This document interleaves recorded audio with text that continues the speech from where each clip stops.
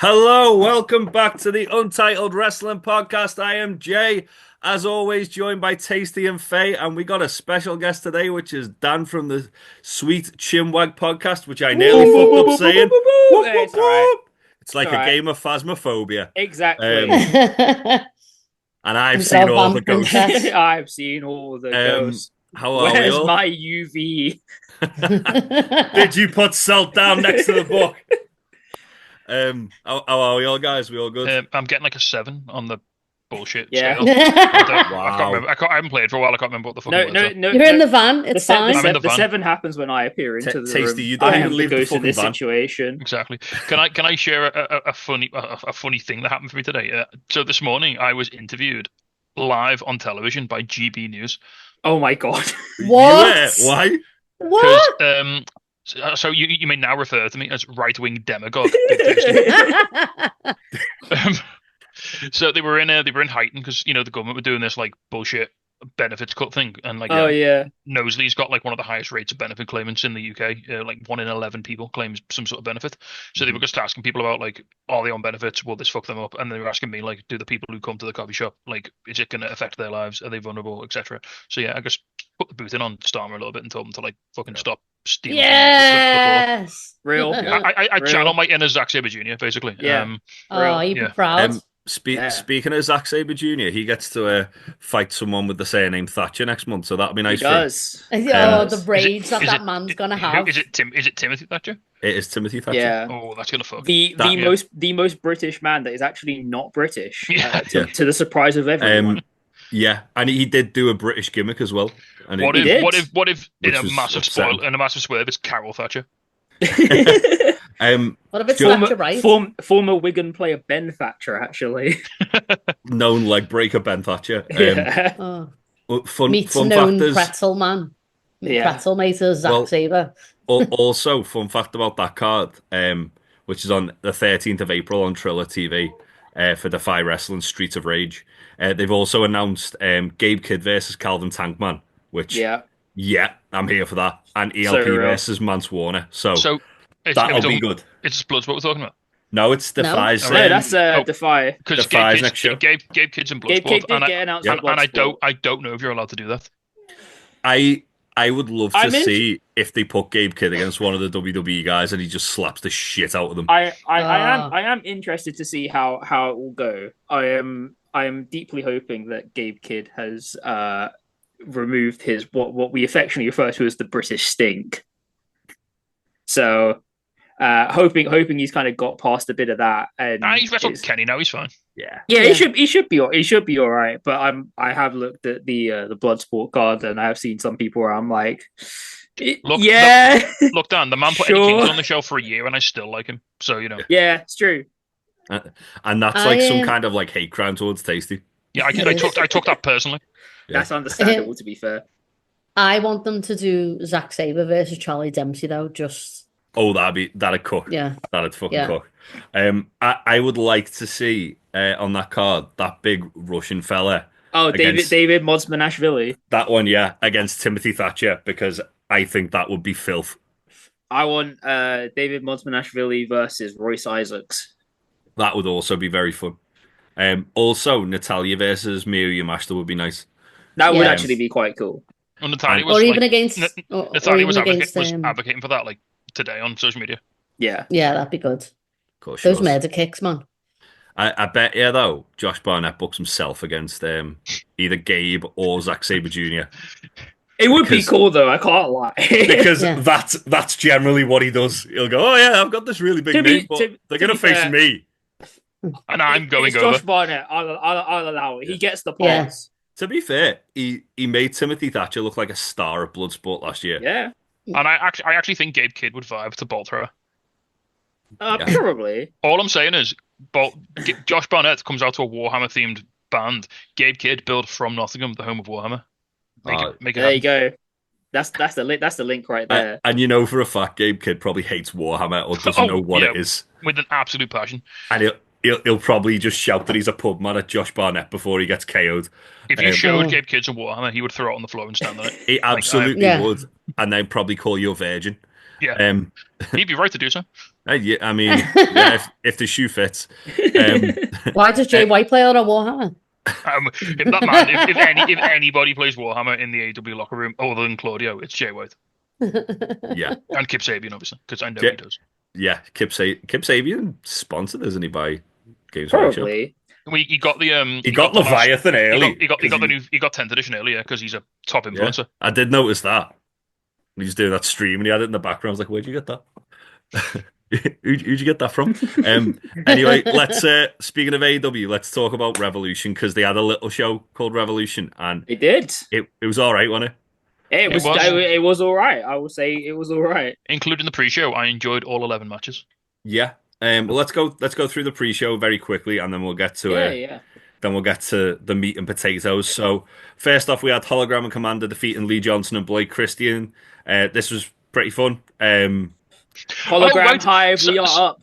Sorry, can I tell a funny story about this? So I didn't get to see this because I was on my way back from London, and the door fell off the train that I was on. Real. Very accurate. The driver's door. In these situations? The driver's door fell off the train. So I had to get a train back to Nuneaton and then wait for 2 hours for a train to take me back to Liverpool. So I didn't get to Liverpool until 12:20. I was wondering why you were so late to the show when we were watching it. So I didn't see any of the pre-show or Hanger versus Adam Page or Mercedes versus Momo. That's sad. Have you gone back and watched them? No. No, well, I would recommend it. I would recommend because life is a never-ending conveyor belt of experiences. That's true. Hey, look, man, it just be like that sometimes. Yeah, I mean yeah. I can't say I'm sympathetic to you. It's my fault. I probably could have watched the pre-show on my phone because it was on YouTube. So that's on me. I have got so many like AEW events and like wrestling matches I need to catch up on that I'm like I get like about 5 hours in a week that I can watch them. Yeah. And I'm just like, please stop. Do you do the thing that I do where I'm like, right, I have like 2 hours, let's watch 7 hours of wrestling in 2 hours. They're on the AEW's been lately, like with TV, it's like a bit like Homer Simpson in Hell with the Donuts. It's just like Tony Khan just feeding you 4-star matches until you die. Well, I just have like I just have like this list of like matches that people have sent me to watch, and just gradually I tick them off. But like, it's just like I keep looking at the bit where I'm like, oh cool, I've watched quite a few matches recently, and I just see this huge section below it where I'm like, oh god, I just need to watch those. Like for every one, you get like 3. Yeah, well, exactly. I mean, they've just announced the match for tonight to add to the list, which is Brody King versus Kyle Fletcher. Yes, please. So, yes. Sponsored by the Minecraft movie. Sponsored by the Minecraft movie. So what? If Brody King doesn't come out dressed as an iron what's the fucking point? Golem. So speaking of Minecraft, if you go to McDonald's now in the UK, you can get an adult toy with not like that with your crazy development from wow. Yeah, it's just in Jack the Minecraft promotion. It's just Jack Black's face as a massive dildo. Dildos in my Minecraft server? Genuinely nightmare fuel. That's deeply trouble. They're doing like an adult Happy Meal with like a Minecraft toy, and it's like £9. Nah, fuck that. My one that I stuck in one of the Discord servers I was in was when life mines hard, mine harder. I'm on my Minecraft bullshit at the minute, so I'm having a fine time with everything that's going on right now. You are. Yeah, so there you go. Brody King and Kyle, the proto star Kyle Fletcher. This is the actual Iron Golem. I played Minecraft one time. Panda House Hobbs will not be forgotten. Me and Joe made a pen full of pandas, and I'm sure they didn't die. I'm sure if we went back and checked them, they'd be absolutely fine. I'm sure and they didn't. Ricky Barks. Ricky Barks is fine. I'm sure they didn't die of exposure or anything like that. Yeah, it's okay. But, so we had Hologram and Commander versus Lee Johnson and Blake Christian. Hologram and Commander won. Blake Christian rained on the fucking apron with a reverse runner. He is vanilla baby. He is a vanilla baby, whatever that means. We also had Daniel Garcia in the Undisputed Kingdom defeating Shane Taylor Promotions. The finish for this was great because Cole was setting up for the Panama Sunrise. Garcia tagged himself in, locked Lee Moriarty and the Dragon Tamer, and was basically just like locking eyes with Adam Cole. Intense eye contact. It was great. Which led to them having an absolute banger on Collision this week. Very homoerotic, very, very good. Can I just point out, Jay, Solid. before we move on? Yes. So Hologram and Commander's tag team name is officially Los Titanes del Air. Yes. It's translated to the Titans of the Air. Nice. They were just called Los Lucha Stars on and then the they were show. like, hang on, that fucking sucks. Yeah. So let's get a. It was very much a Poochie thing. Call them something like Lucha Stars, but not as lame. Just had to go over to CML real quick, just like see how they organize their tag teams to go. Okay, right, we got it. Yeah. They have also put Harleygram with Hologram. Yes. And Harleygram's having a romance thing with the Beast Mortos, which I'm fucking here for. Beast Mortos is horning on Hologram, there's nothing greater than lusting after a villain who's wearing your best friend's face. Yeah, right. Yeah, absolutely. Good old Frank. We had the Learning Tree attack Gravity and Jericho unmasked Gravity. Remember Gravity? He's back. Yeah. He's back, but now in pug form. And the final match was of the pre-show was Big Boom AJ and the conglomeration with the Rizzler and Big Justice at ringside defeating Johnny TV and MXN Collection. This was just antics, all of the antics. Genuinely, like, there are people in the world of wrestling that need to look at Big Boom AJ and understand they're witnessing a real worker. Oh my god, that guy gets all his shit in. He plugs at every fucking thing he does. 2000s Yoda mentality. Yeah. Last of a dying breed. I don't say this lightly, and I do apologize for any trauma it may cause you, but I think Big Boom AJ works the hard cam better than Psycho Mike. You can fuck right off. Oh, we're seeing the big tasty heel turn. How dare you? But honestly though, it's actually crazy how Big Boom AJ, whenever he's booked a match, even if it's pre-show, everything becomes about the promoting the match. Yeah. It genuinely, like, people need to take notes off him because, like, I'll just be like, when he's got a match coming up, I'll be on TikTok and they do like the Costco guy videos, and then at the end he's like, by the way, I'm wrestling for AEW at this day at this time in this location. Go and see it, and I'm like, oh. Someone gets it. They're signed now as well. Yeah, we got the good news that Big Justice, Big Boom, and apparently the Rizzler are all on the contract. Oh, the Rizzler came out dressed as Orange Cassidy as well. You got to lock the Rizzler down before Triple H swoops in. Also, Mansoor stole the Rizzler's cookie and made him look like he was genuinely going to start crying. Oh yeah, that almost happened to me at a wrestling show, so it's nice to know that it's not just me. Meatwagon did put their hand in your bag and try and steal your muffins from the bag. It was nasty work. While they were the baby faces as well. Work. Yeah, and they just decided to steal my cookies. Saw there was muffins in Faye's bag and like started selling towards a bag. And we're like, hey, if you look at this, lad. Man, have you seen the size of them? And they need gains constantly. I mean, they do need gains constantly. But yeah, pre-show was really fun. A lot of antics with that last match as well. Mm-hmm. You know what? I really like the sort of way they've settled into having Big Boom on the pre-show, because he's the perfect guy. Like you say, Dan, he's a consummate professional. He gets so many eyes on the product. Yeah. And they put that shit on YouTube as well, so everybody can watch it. Yeah. Oh, yeah. Well, if you think about it... And to be fair, AEW's like format for the pre-show, rather than it just being kind of garbage throwaway matches, having like actual entertaining matches to like warm the crowd up. Instead of just here's Booker T saying made up words for 40 minutes. It's not even that. It's just like the WWE pre-show mentality has been, here's 30 guys that we've told you not to care about. Pretend that you care. Here's 30 guys that we promised we'd get on the card, but we don't have space for them on the main card. So here they are. Or in the past, it was, here's two really exciting, cool, up-and-coming wrestlers. They're going to wrestle for about 3 minutes and then piss off and you'll never see them again. But if you look at like some of the matches here, so like obviously they've got big names. So they've got guys like Danny Garcia, Adam Cole, and they use that sort of further storyline, as you said, Jay. They've got Orange Cassidy, they've got Mark Briscoe, but then they've also done a really good job of using like sort of guys who are a bit on the fringe. So guys like Shane Taylor Promotions, especially the Infantry, who are getting I think they might be in line for a bit of a push in the next couple of months. And then guys like Johnny TV and MXM, who again are on the sort of outskirts. They do a bit of Ring of Honor, they do a bit of AEW. You know, they sort of flip between the two. So yeah, I think they've done a really good job of using some of the like sort of not jobbers, but like sort of second tier, just talent. people that don't get as much time, unfortunately. The pre-show's like and Blake ideal Christian, for, who now gets to wrestle Kenny Omega tonight. He does. Wild. What's Pete doing wrestling Kenny Omega? Is Kenny going to kill him like he did to Sonny Kiss? Is what I want to know. If they genuinely go out there and that match is under 3 minutes, I will find it deeply hilarious. But honestly, I also will. With the Big Boom AJ stuff, like there's gonna be kids that watch their YouTube channel and then are gonna want to watch AEW. Yeah. And like the pre-show's perfect for the kids as well, I think. Yeah, just in how insane it is. It's an hour of free wrestling on a Sunday night.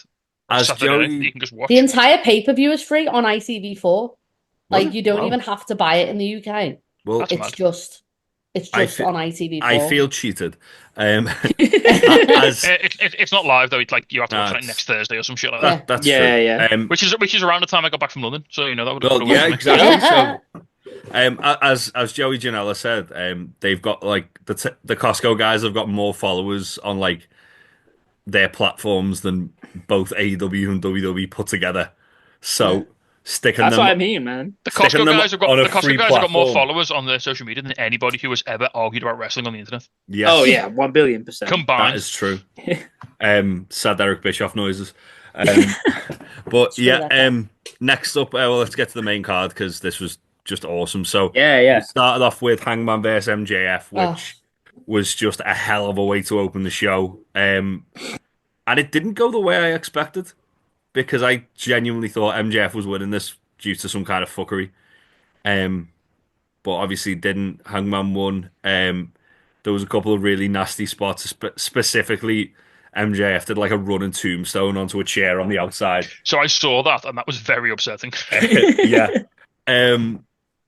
Also, Hangman did the most grottiest Angel's wings I think I'll ever see. That was nasty work. I ain't seen stuff like that since like I've never seen a man land since like Christopher Daniels in like 2003 ROH. I've never seen a man land so clearly on his face before. Yeah. That bump was all like forehead. Yeah. Christopher Daniels has an Angel's wings like that since he had that handlebar mustache in TNA and was just called Daniels. More on that later. Okay. Nasty time that was. But yeah, Hangman hit that and then he murdered MJF with an absolute crime of a buckshot lariat and picked up the win. Very cool, very good. Yeah. Hangman came out of this feeling like a huge deal compared to like what he went in with. And it's interesting because now MJF's actually got like stakes because MVP come out and said no one's scared you anymore and give him his business card. So we might get MVP in the hair. This definitely positioned Hangman very handily for something that happened later in the evening. It sure did. I mean, I like the idea that kind of as we've gone through like AEW, kind of Hangman and MJF have kind of become their own like parallel heroes and villains. Like they're not like it's not like MJF is like the Joker to Hangman's Batman, but like they've kind of just been like two very opposing forces that have kind of existed in their own spaces. And it's kind of like eventually they will end up coming together. Mm-hmm. But I like it. It's quite a nice dynamic, actually. Yeah, that's what I really love about, well, specifically like wrestling from like the Attitude Era, is that you always had these like huge characters who were like existed, like you say, Dan, like separately, but it was almost like they were like apex predators in like a big tank, and eventually they were going to just bump into each other, and some mad shit was going to happen. Yeah. You know, like where Hangman has been like the perennial hero, MGF has been the perennial villain. Hey, don't you discount his face run? I'd rather discount it. I'd rather not think about it. Well, the whole thing with the story as well was like MJF was disputing that Hangman's the main character of AEW when he clearly is, because whenever Hangman crosses paths with someone who's remotely compelling, everyone loses their shit and acts completely fine about it. Yes, correct. Totally fine, completely normal. Look at that first promo we had with Swerve, where it was like, oh shit, oh god, we're getting this, oh my god. Same with like that first like encounter with MJF when it was like, hang on, what's going on here? So yeah, I feel like this is a good one and done feud to the both of them, but I feel like they are going to end up revisiting it Oh later yeah, in the year. they absolutely should, because in this, Hangman absolutely brings out the best in MJF. Yeah. I think unfortunately with MJF, the thing I've come to realize is that he should in fact be tethered and not left to his own devices.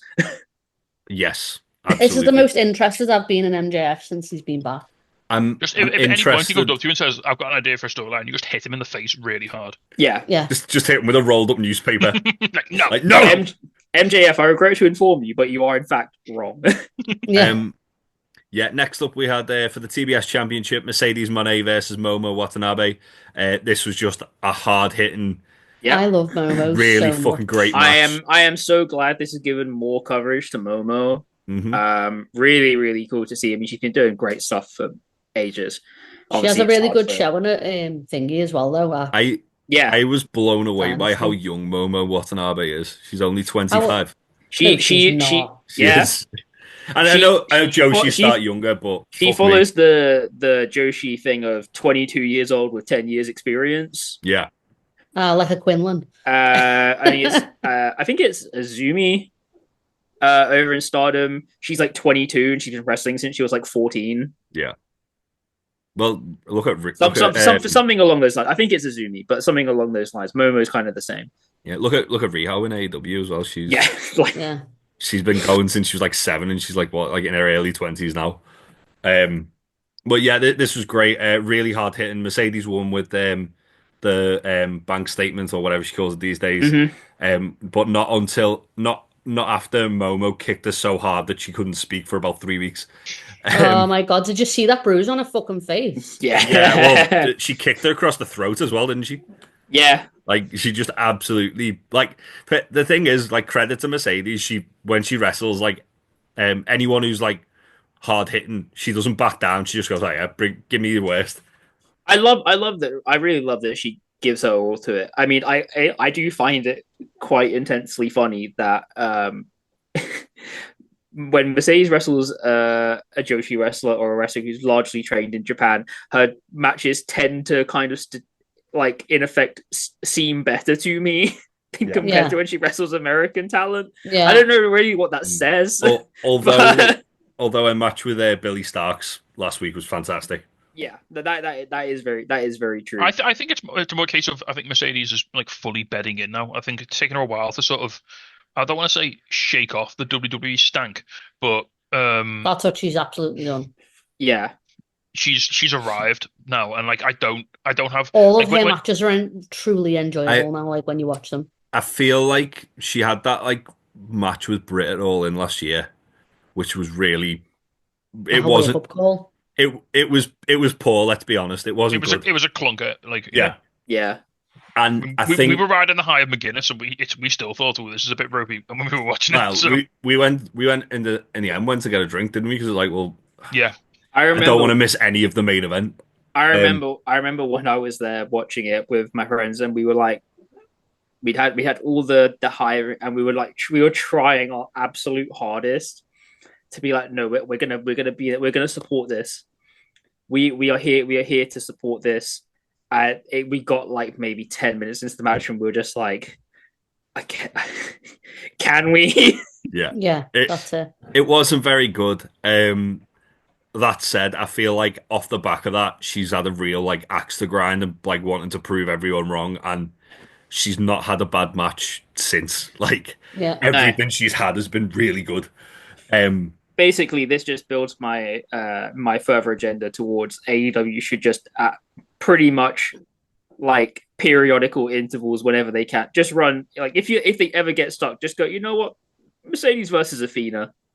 Like, if we've got nothing to do, Mercedes versus Athena. It's coming. That train's on the tracks. It's left the station. We're going to get to the fireworks factory, don't you worry. Yeah. Next up, a match that I think any other night would have probably been match of the night. But this was like probably the 4th or 5th best match of the night. Was Swerve versus Ricochet for the #1 contendership. It had me feeling so many feelings though. Yeah. Up until like, as I say, up until the women's title match, this was comfortably match of the night for me. It was so good. There was a bit where obviously Swerve was like about to get himself disqualified, and Nana tried to like step in and stop them. Yeah. And he shoved Nana, and then realized was like, oh no. And My then Nana heart was yeah, broken. Nana walked out, and then they did the big tease of like, oh yeah, Nana's gonna turn on Swerve here inside with Ricochet. Um, and then it was all kind of like a ruse to distract Ricochet so they It could didn't take the. feel like a ruse though to me. Like, no, I like was like, is it Nana still walked gonna? off. Like he fucking abandoned him. Oh no, Yeah. that's what I mean. But like he we obviously call came. that getting worked in the Yeah, business. he came back. Hey! He came back and took the robe, and it was like, oh yeah, Nana's just there making Swerve Swerve still looked pissed realize. though. Yeah, Yeah, but then praying that they recreate that shot with the robe with the AEW World Title. yeah, Please, there was please save us. so there was a couple of really cool spots in this match. There was Ricochet doing a house call on Swerve off the guardrail, That was rotten. which That was horrifying. Real. Yeah. Swerve hitting maybe the nastiest house call I think I've ever seen him do on Ricochet. Yeah. And he laid that in, didn't he? Like really. Yeah. oh yeah. And then yeah, it just Swerve unclean. the big pressure was great as well though. Like Yeah. it was so Yeah. smooth. Yeah. Swerve's fucking great, isn't he? Oh, He's honestly. brilliant. But also credit to Ricochet, who's like I couldn't have give an actual bugger about him about 6 months ago. And Remember when everyone was saying that Ricochet was like no personality, like you know, yeah, he was just boring. Myself included. Genuinely, the last time I think I cared about this much as about Ricochet was genuinely like 2018. Yeah. Like, And then he just turned heel, and it was like, why didn't you do that years ago? and now we're looking at it and we're like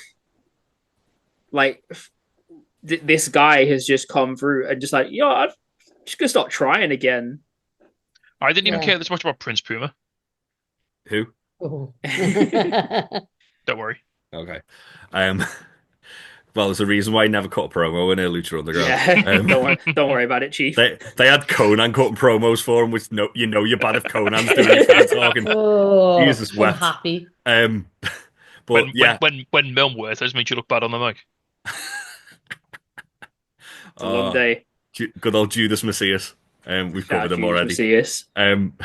But yeah, this is a really good match. It finishes with Swerve like presenting the robe that Ricochet stole back to Nana. That was such a lovely visual. Yeah. Yeah. So need to roll back that visual because they lingered it just enough after the match to think, oh fuck, is this it now? Is Swerve gonna do Nana? Because he looked like he was like pissed off with how the match went. Because like Nana's antics cost Swerve, like he got hit outside like that. Did you talk about when Swerve went for the suicide dive and Ricochet just Death Valley drived him as he came up the as he came Oh my god, that was filthy as well. Yeah, like Nana's fuckery like sort of cost Swerve physically because like Nana fucked around and Swerve tried to help him and then Swerve got done by Ricochet a few times. So I was like, oh shit, is Swerve gonna like be pissed off at Nana now for like always costing him the match? And then they let it linger, just like that big Young Bucks, Kenny and Hangman bit where they all sort of I try not to think about that, and then every time I think try not to bring it up because I don't want to upset you. Do you mean when Hangman should have buckshot Kenny? Yeah. When they let it hang just enough for you to think, oh fuck, Swerve's gonna do something horrible here. Sometimes you got to just let the moment sit. You got to have that breathing room. I think as well now there's kind of like been a little bit of jeopardy with Swerve and Nana's relationship. When that eventually does dissolve, it's going to be even more shocking because obviously they've overcome so much adversity with that in the last 6 months. What if he just goes full heel when he gets the belt? What if he just goes to give it to Nana? Hear me out. And then fucking murders him? I would keep them together forever. I would never split them up. You and Joe are like, like Heyman and Lesnar without the piss videos. I would allegedly. I would have had Nana side with Ricochet because he's just got big Jimmy Rave energy at the moment, and it will make me happy. But that's just me. But yeah, it was a really good match. As I say, it was probably match of the night up until about halfway through the show when everyone turned it up. We said this last time, but I'll throw it in again real quick because you thought I think it's important to bring it up. It's so cool to see a part of Jimmy Rave's legacy carry on. Oh yeah, a man who should have but never quite got that. One of those guys who hit the I mean, scene about 5 years too early. I'll never stop like espousing the legacy of Jimmy Rave. I mean, you want to talk about like real kind of like, especially like the more that it's more that merging of like old school territory heel and like the more new school type of heel that was coming like post Attitude Era, which I will say did untold damage on the wrestling landscape, but that's a separate point entirely. But that real merging of them, and like you can't really like describe the kind of reactions that Jimmy Rave got for those ROH crowds. It was a menace. If all you've seen of Jimmy Rave is him fucking around with plastic guitars in TNA, fuck that off. Go and watch him as the crown jewel of the Embassy in Ring of Honor when he was like one of the best things on the Indies. And obviously, like I say, he's one of them guys who just came around 10 years too soon for the business. Oh, yeah, really. If he had been like, say, if he broken into the business like about like 6 or 7 years ago, I firmly believe he'd be one of the top heels in AEW right now. Oh yeah, one like million 100% because he was that good. But yeah, it's cool that they're honoring him. Very, very cool. And yeah, next up we have the AEW Continental Championship match. Did you get your tea towel off of this, Tasty? A couple of big lads. We had Okada against Brody King. Very good amount of meat in this. That was a lot. lot. Had a good time. Brody King. I would have liked to see this go up like one more gear, but I feel like it didn't quite get out of like third or fourth gear. But yeah, no, that's very true. I think they can probably run it back down the line. They only got like 11 minutes, so they didn't have an awful lot of time to do shit. Okada's teasing that he's not done with the Hands of Hell, which makes me think the Young Bucks are coming back and those swings are getting murdered. I really liked their Brody had like great Muta style tights on. That popped me so much. And they just beat the piss out of each other. Yeah, and that is both of them at their best. I especially appreciate just the effort of Okada to really just lay it in on Brody, but just because he can. Yeah, I love there was a bit towards the end where Okada went for a Rainmaker and Brody's counter was just to hit him with a bigger lariat before he could get a Rainmaker. Yeah, see, that's real shit. Well, that's real. Like credit to Okada as well. Some of the shit that he was like taking up Brody, it was like, yeah, that's a guy who like he looks like he doesn't like getting a beating, but he does. You can tell he fucking likes working stiff. Oh yeah, like he just that. I think the thing on the barricade was horrible. Oh yeah, I think one of the things that people forget is that Okada really just does love to act like an idiot. Yeah. Like there's the joke about him, which is born to be a comedic wrestler, forced to lock in and become the greatest wrestler potentially of all time. Forced to draw 7 stars. Yeah, so I mean, like, yeah. I must admit as well, one thing that shouldn't be overlooked is Brody King is such a cultured wrestler. Like, so good. You look at him and think, oh, he's just a big man and he's just a big tattooed like grok. But no, he actually he understands the business. He knows his history. He's like, he's like you, Eddie Kingston, in that respect. That he's like he knows the history. He knows like he pays respect to the people. This is a man who grew up in the California hardcore scene. That man knows how to show respect and dividends to the scene. Yeah. He sure does. Brody is every time he's had a singles match this year, he's like. I think he's impressed everybody who's like the match he had with David Finlay earlier in the year. And it was just like that's true. That was so good. Yeah, I was just like, where the fuck did that come from? To be fair, getting me to care about David Finlay is an achievement. That is true. Well, I stand by this. In the year of our Lord 2020. Although I do have to say he has somewhat slightly improved in my estimations. Not fantastically, but he has somewhat slightly improved. It's amazing what being around the War Dogs will do to you, isn't it? Yeah, no, we were saying we spoke with our friend Anders. He's a big Brody King guy.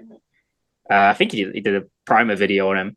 But we were saying about just how like genuinely Brody King has been the highlight of so much stuff in AEW over the past couple years. Like for what people could look at his skill floor as, his ceiling is really high. Yeah. And just constantly impressing and doing fantastic stuff. If I started my own wrestling promotion tomorrow and I could have anyone as my first world champion, it would probably be Brody King. Yeah, and he's exactly the kind of guy that you want. He's the perfect final boss. Like you say, he's got all his qualities of like you just can't not watch him. Like you can't take your eyes off him when he's doing things because it's a combination of he's massive, he's covered in tattoos, he looks fucking awesome, but he also can do like mad shit. So much stuff. Yeah, he's great. I love Brody King. Yeah, I hope he does get like a chance to run this back with Okada as well because I think give them a bit more time.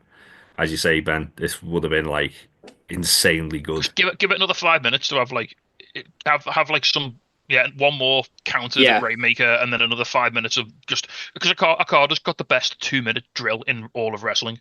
Like Okada, the best 2 minutes of a good Okada match is the best 2 minutes of wrestling you will ever see. Yeah. Yeah. That's very well put. And they didn't quite get to get to it here. So I would love to see like a bit more of a frantic like Okada style finish to a match like, between these two. Okada and Brody King doing a fourth quarter Lariat exchange spot could genuinely heal me. that would feed families. Yeah, it would heal the world. I just want Brody King to be going for a crossbody and Okada to reverse it into a dropkick. And just drop kick him out the air. It'd be fucking great.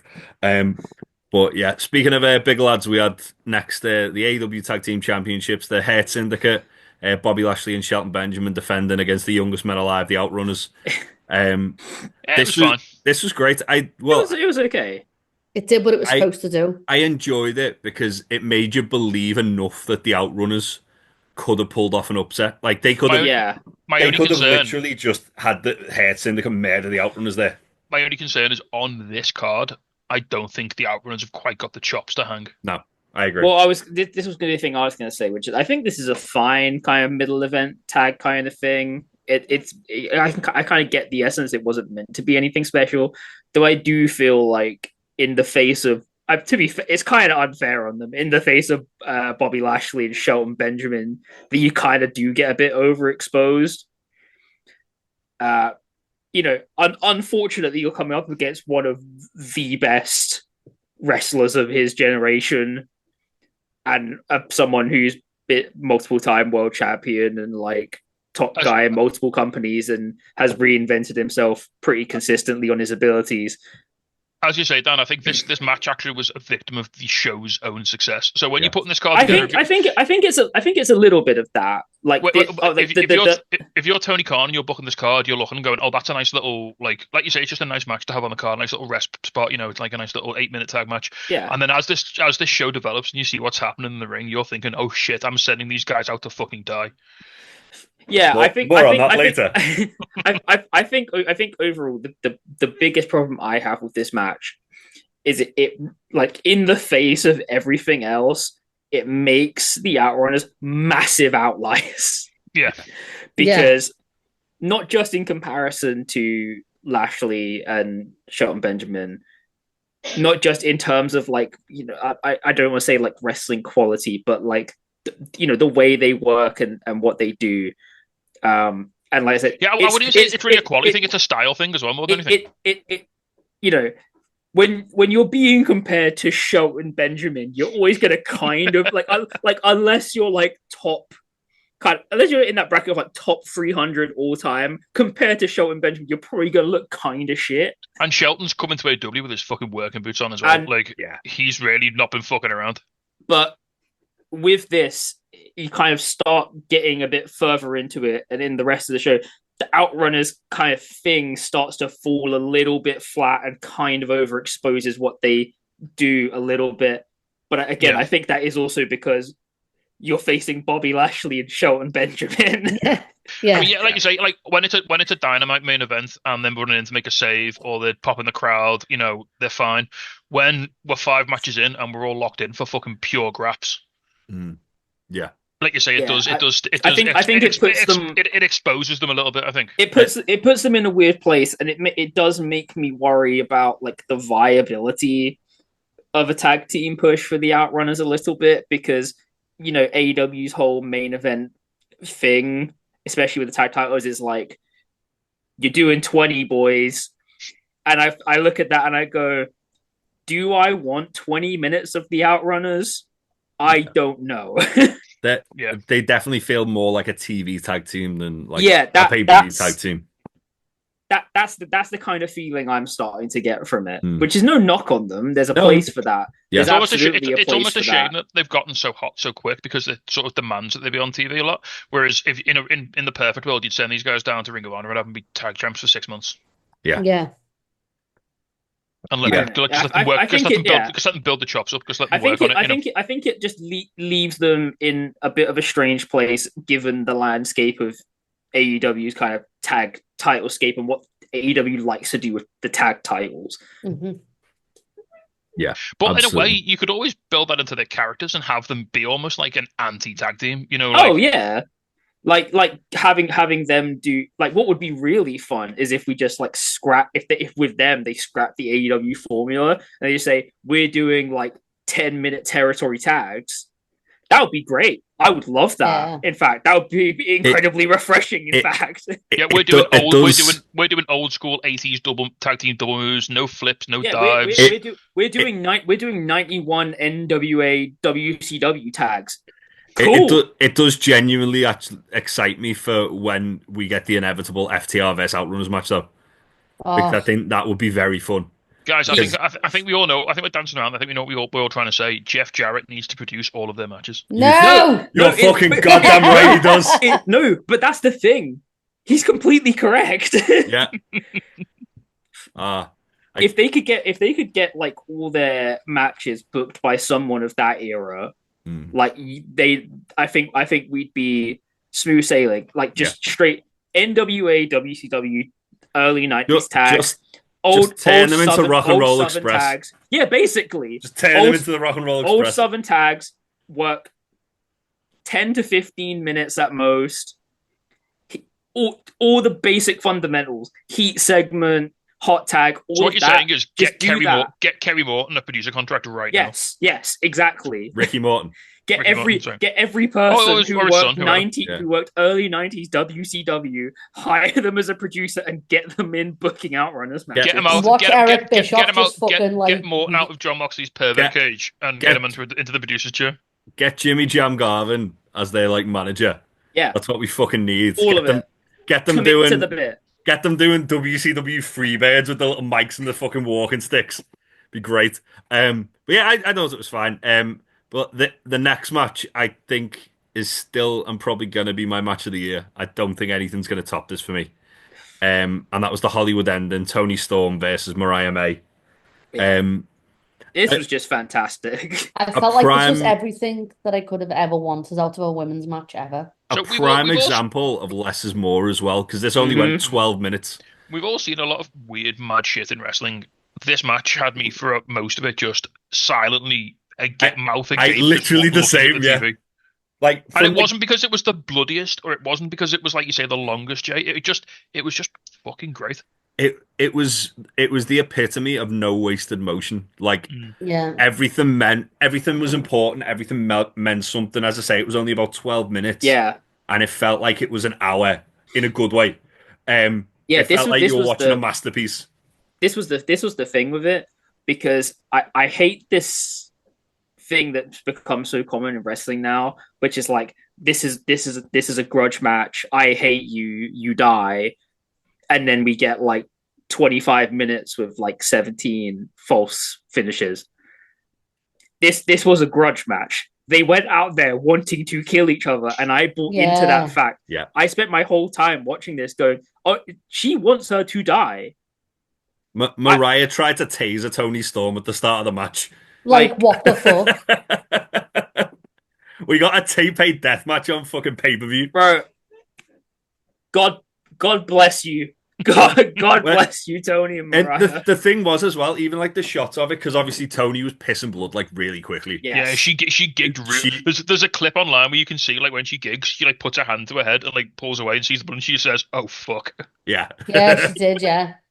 Mariah was bleeding quite heavily as well. There was that bit where obviously they both had champagne buckets full of broken glass, and you can see Mariah's facial expressions, which were just brilliant. Which was, she looked frightened because she realized what she was doing, and she realized, oh shit, Tony's got the same idea as me.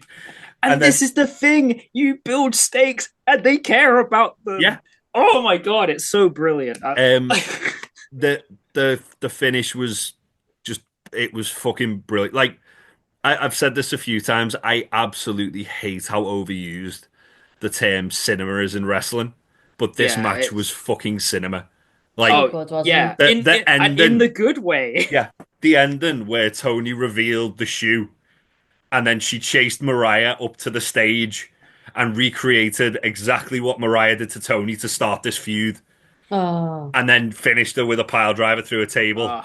Oh God! Beautiful poetry, beautiful poetry. And then after when she just like nuzzled into Mariah after she it was gorgeous, it was wasn't just it? perfect.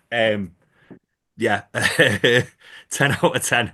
Yeah, Oh, No, 100%. Close the 10 out show. of 10. We don't need to talk about anything else. Yeah. It was Meltzer gave it 5 stars. That says everything you need to know.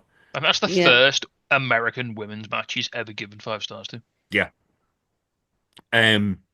He doesn't give many women's matches 5 stars anyway. It is very true. The Meltzer women's match tax is well known. I think if he hadn't have give this 5 stars, he would have probably like. I would have flown to his fucking house. I would have thrown to California. I would have tidied his shithole office up, and then I would have slapped him. If you seen the end of Jay and Silent Bob Strike Back, I would have just done that. Yeah. But yeah, 10 out of 10. No notes. There's only one person who can follow that as well, really, isn't it, on the planet? Mm-hmm. And Did that's somebody press the Kenny Omega 30-minute banger button? Because, oh shit, here it comes. I was going to say Konosuke Takeshita, but there we go. I mean, to be fair, at this point, I they're think the same person.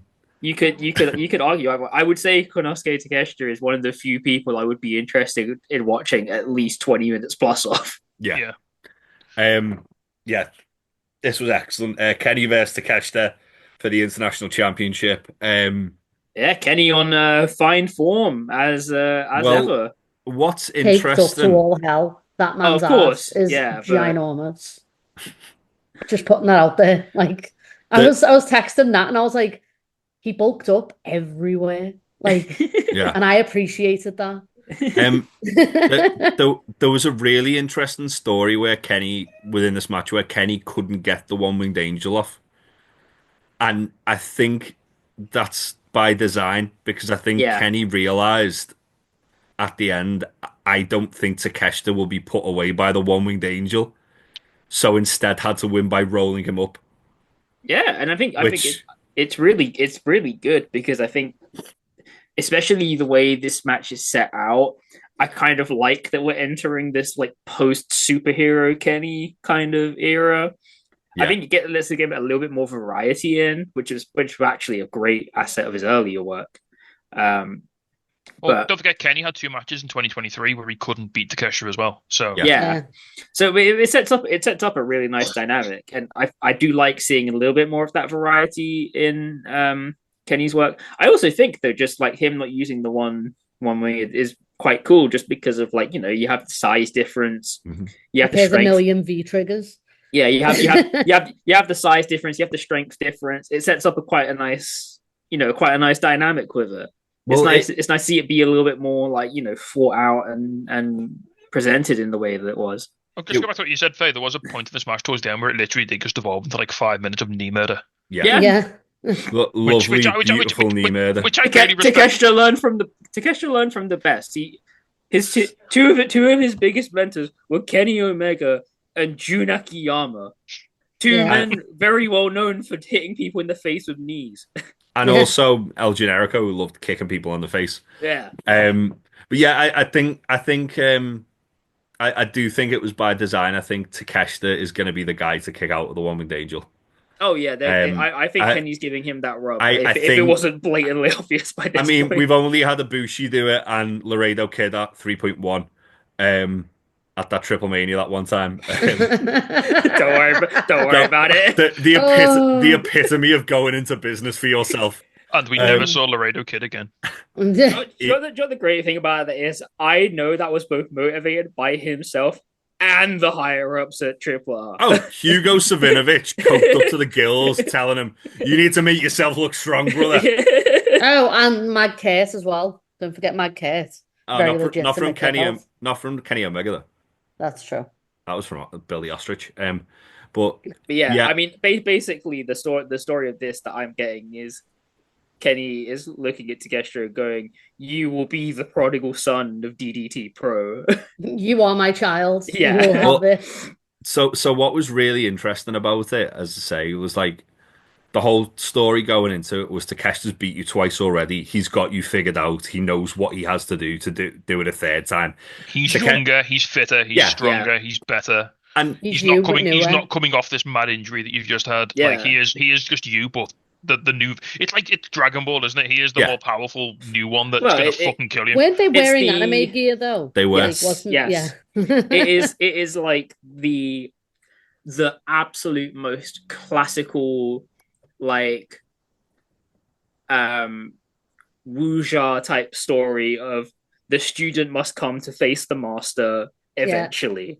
And also you've got like almost like over the last sort of year or so, a year and a half, Takeshita is just this machine that Don Callis has built to kill Kenny Omega. That's what it feels like. And again, brilliant dynamic. What a great storyline. Yeah. It's again as well, like they did. It was similar to Tony at Grand Slam when she like beat Mariah with a roll up because Mariah knew Tony better than Tony knew herself. So Tony had to like just catch her off guard with something.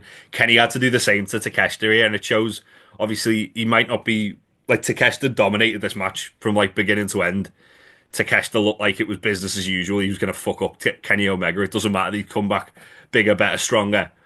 Takeshita's there to ruin, like to play spoiler. So Kenny then obviously quickly like rolling him up and getting like stealing a victory almost.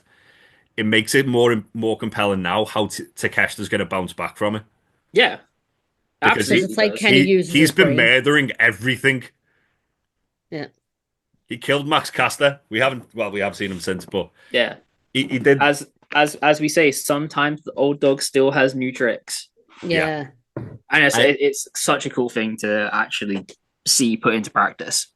Yeah, I can see Takeshita running it back with Kenny later in the year and potentially taking the belt back off him. I mean, just put these guys on the long list of people in AEW who I just never want to see stop fighting each other.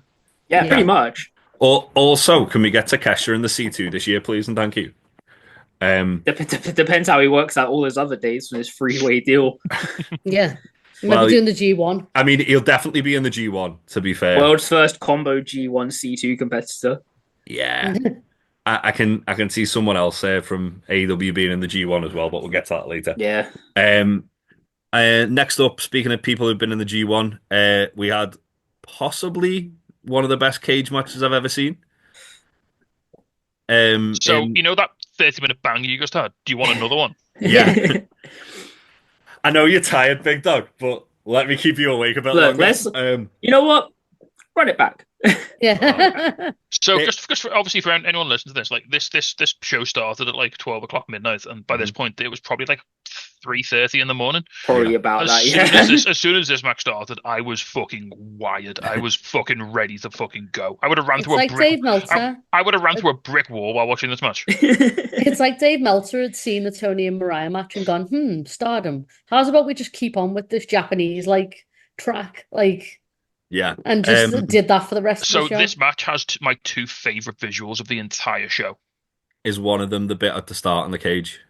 At the start of the cage, where Kyle starts by climbing up the cage, and Ospreay climbs up just as the crowd start doing like the Ospreay chants, and Ospreay like spreads his arms as the crowd go nuts, and Kyle's just got his fingers in his ears on the other side of the cage. Which that was whoever shot that was so beautifully shot. Was the other one the finish? Yes, which we'll talk about when we get there.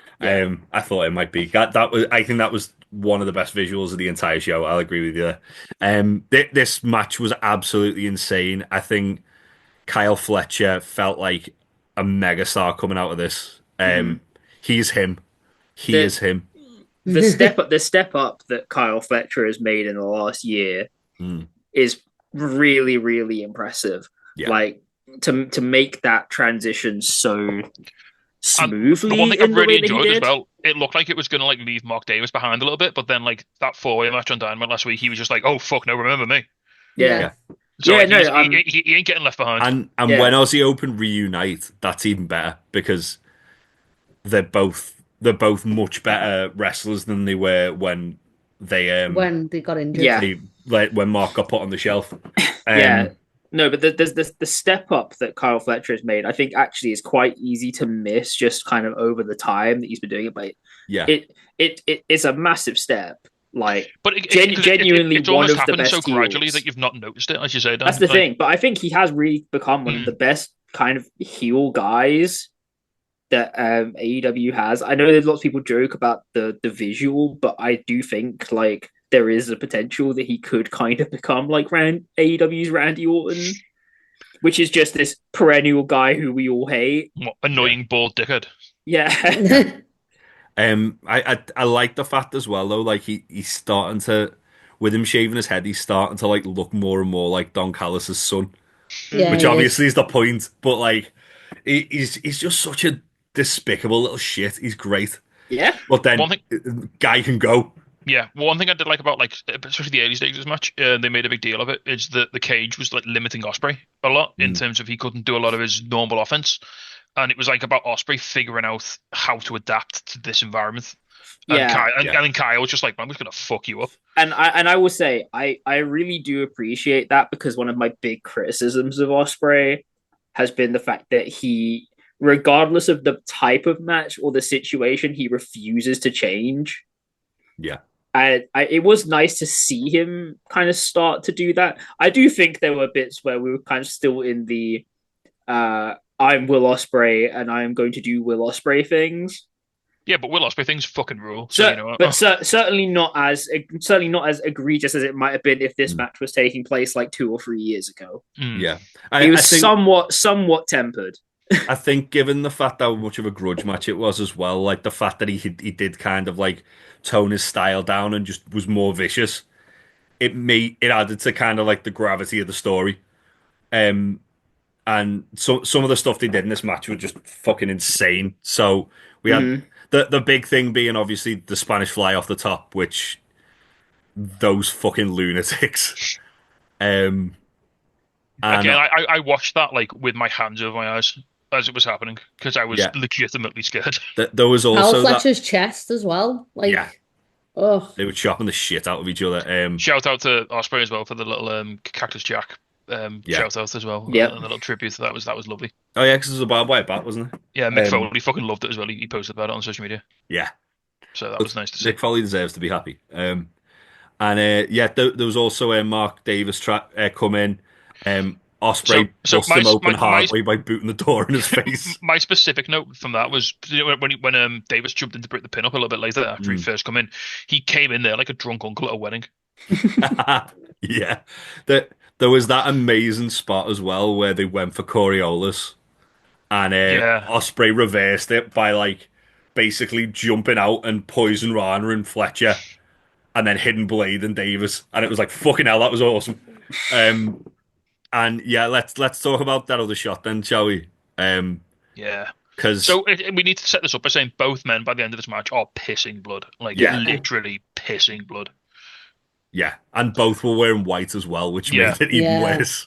And so I think Ospreay gives Kyle one Hidden Blade, doesn't he? And it doesn't he go for one, and Kyle like sort of like fights out with it, and then Ospreay like knocks him down to his knees, and then Kyle's just like on his knees like Anakin Skywalker. Yeah. So Kyle's on his knees, pissing blood, and he just screams at Ospreay, "I fucking hate you." Yeah. And then he got one of the most horrible Hidden Blades I've ever seen a man take. Ospreay, for want of a better word, just simply kills him. Didn't he get hidden? Didn't he go for a Hidden Blade as well? And Davis like hit him with it. He like basically Hidden Blades as a chair. Yeah. As well. Oh, that was painful. It always reminds me when he does a Hidden Blade like that of that tweet Chuck Taylor did where he said, "We did try to talk Ospreay out of elbowing people as hard as he could in the back of the head, but here we are." Then Ospreay absolutely murdered Kyle with a Tiger Driver 97. 91.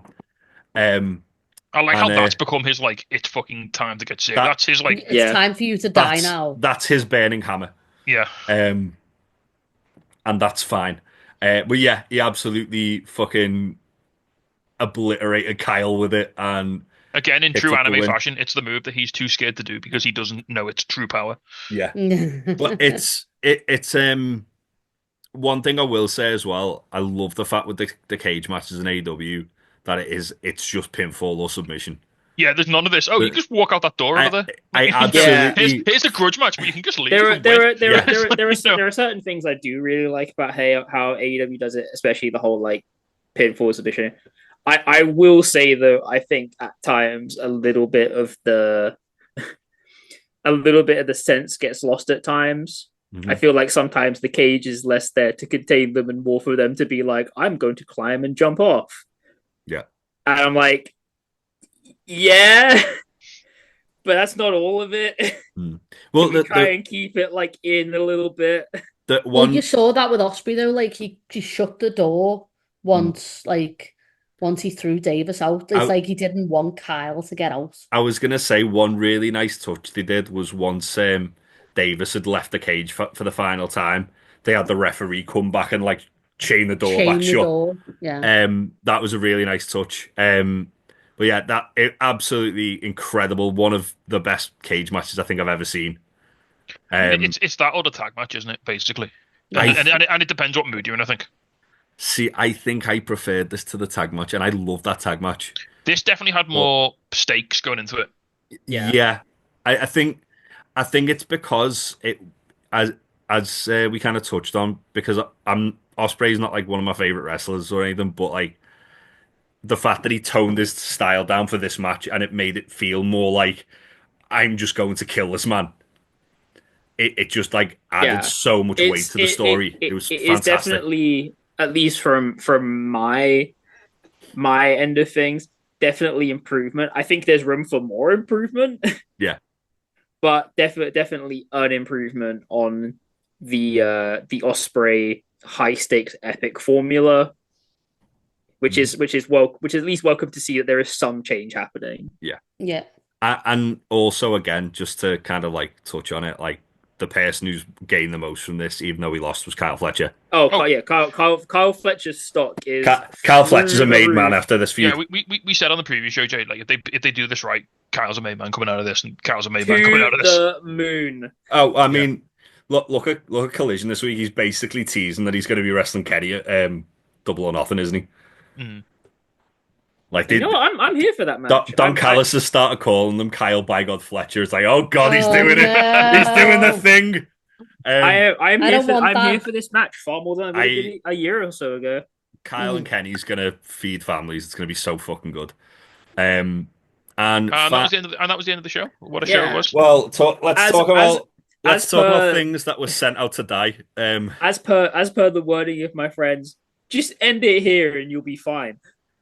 I was speaking to Tom Clark about this. I think if they had placed this match where Tony and Mariah was, and Tony and Mariah closed, it would have all been well better received than what it was. So here's my thing with this match, which is it definitely shouldn't have been I know it's world title and everything.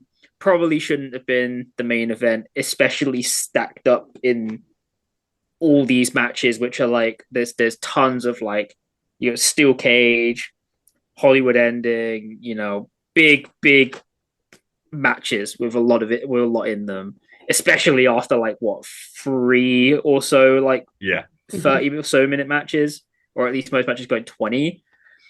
You've got 3 certified 5-star matches. But you're going through all of that, which definitely harms it. I think overall, though, actually, this isn't as bad as some people say it is. I didn't think it was a bad match. I think. Do you know what? Would have been. You know what would have been really interesting. Maybe would have been a way to sort of make this come up. If you're like watching again, like I said before about the Outland match, if you're watching this card develop in real time and you're Moxley and Cope and Tony, I think you call the audible and you make this the street fight on the fly. Yeah. Mm-hmm. Yeah, right. I don't think this match is as bad as some people say it is.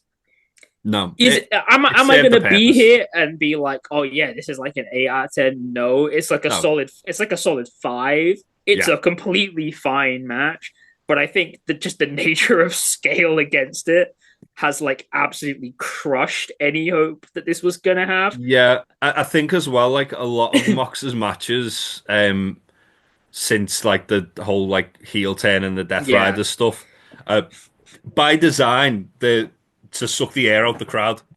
That it's like he's suffocating the crowd because it's such a oppressive, like brutalist style. There are definitely issues that I have with. I mean, I've had issues with Moxley over the past like bit of this run. I don't want anyone to discount from me the fact that I believe Jon Moxley is one of the best wrestlers over the last 5 years. Everyone has rough patches. Yeah. I will say, Cope, what are we doing, man? I don't know how much longer we can keep this up and how much. I was willing to defend you at first. I don't think I can anymore. I think we've kind of reached like the event horizon. I was going to say, do we need to put Cope into the? Do we need to slip Cope into the like Sting protect him in tag matches bracket now? It is possible that might need to be the case. I wouldn't go that far. I'd say it's more like the FTR are right there.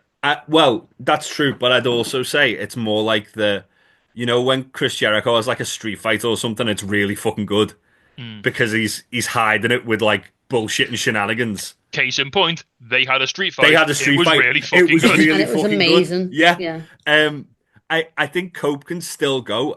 He had a match with Uther like the week before, which was really fucking good. This was the Jericho Cole to the Jericho Roddy, wasn't it? Yeah. Of this duality. I don't think it stunk as bad as that one. Though. Oh no, nothing. No. But like, I think the thing with Cope is he needs to really look at this and go, where am I and what am I willing to do? Because based on this match, he can't take a Death Rider. Because over the course of this match, someone tallied it up over the course of a like 27 minute 26:35 according to right there we go. 27 minute nominal freeway, but like matching them for a world title, bumping like 10-12 times is it's just not cutting the mustard. And that's not for me to say every match has to be constant big bumps. It doesn't have to be. Bumping can be purposeful, but it didn't feel like any of it was purposeful. It was just, what can we do and what do we have to work around? And that really kind of becomes a problem, especially when it becomes like Christian Cage getting added into the mix not for like jeopardy, but like it feels like it feels like the safety net.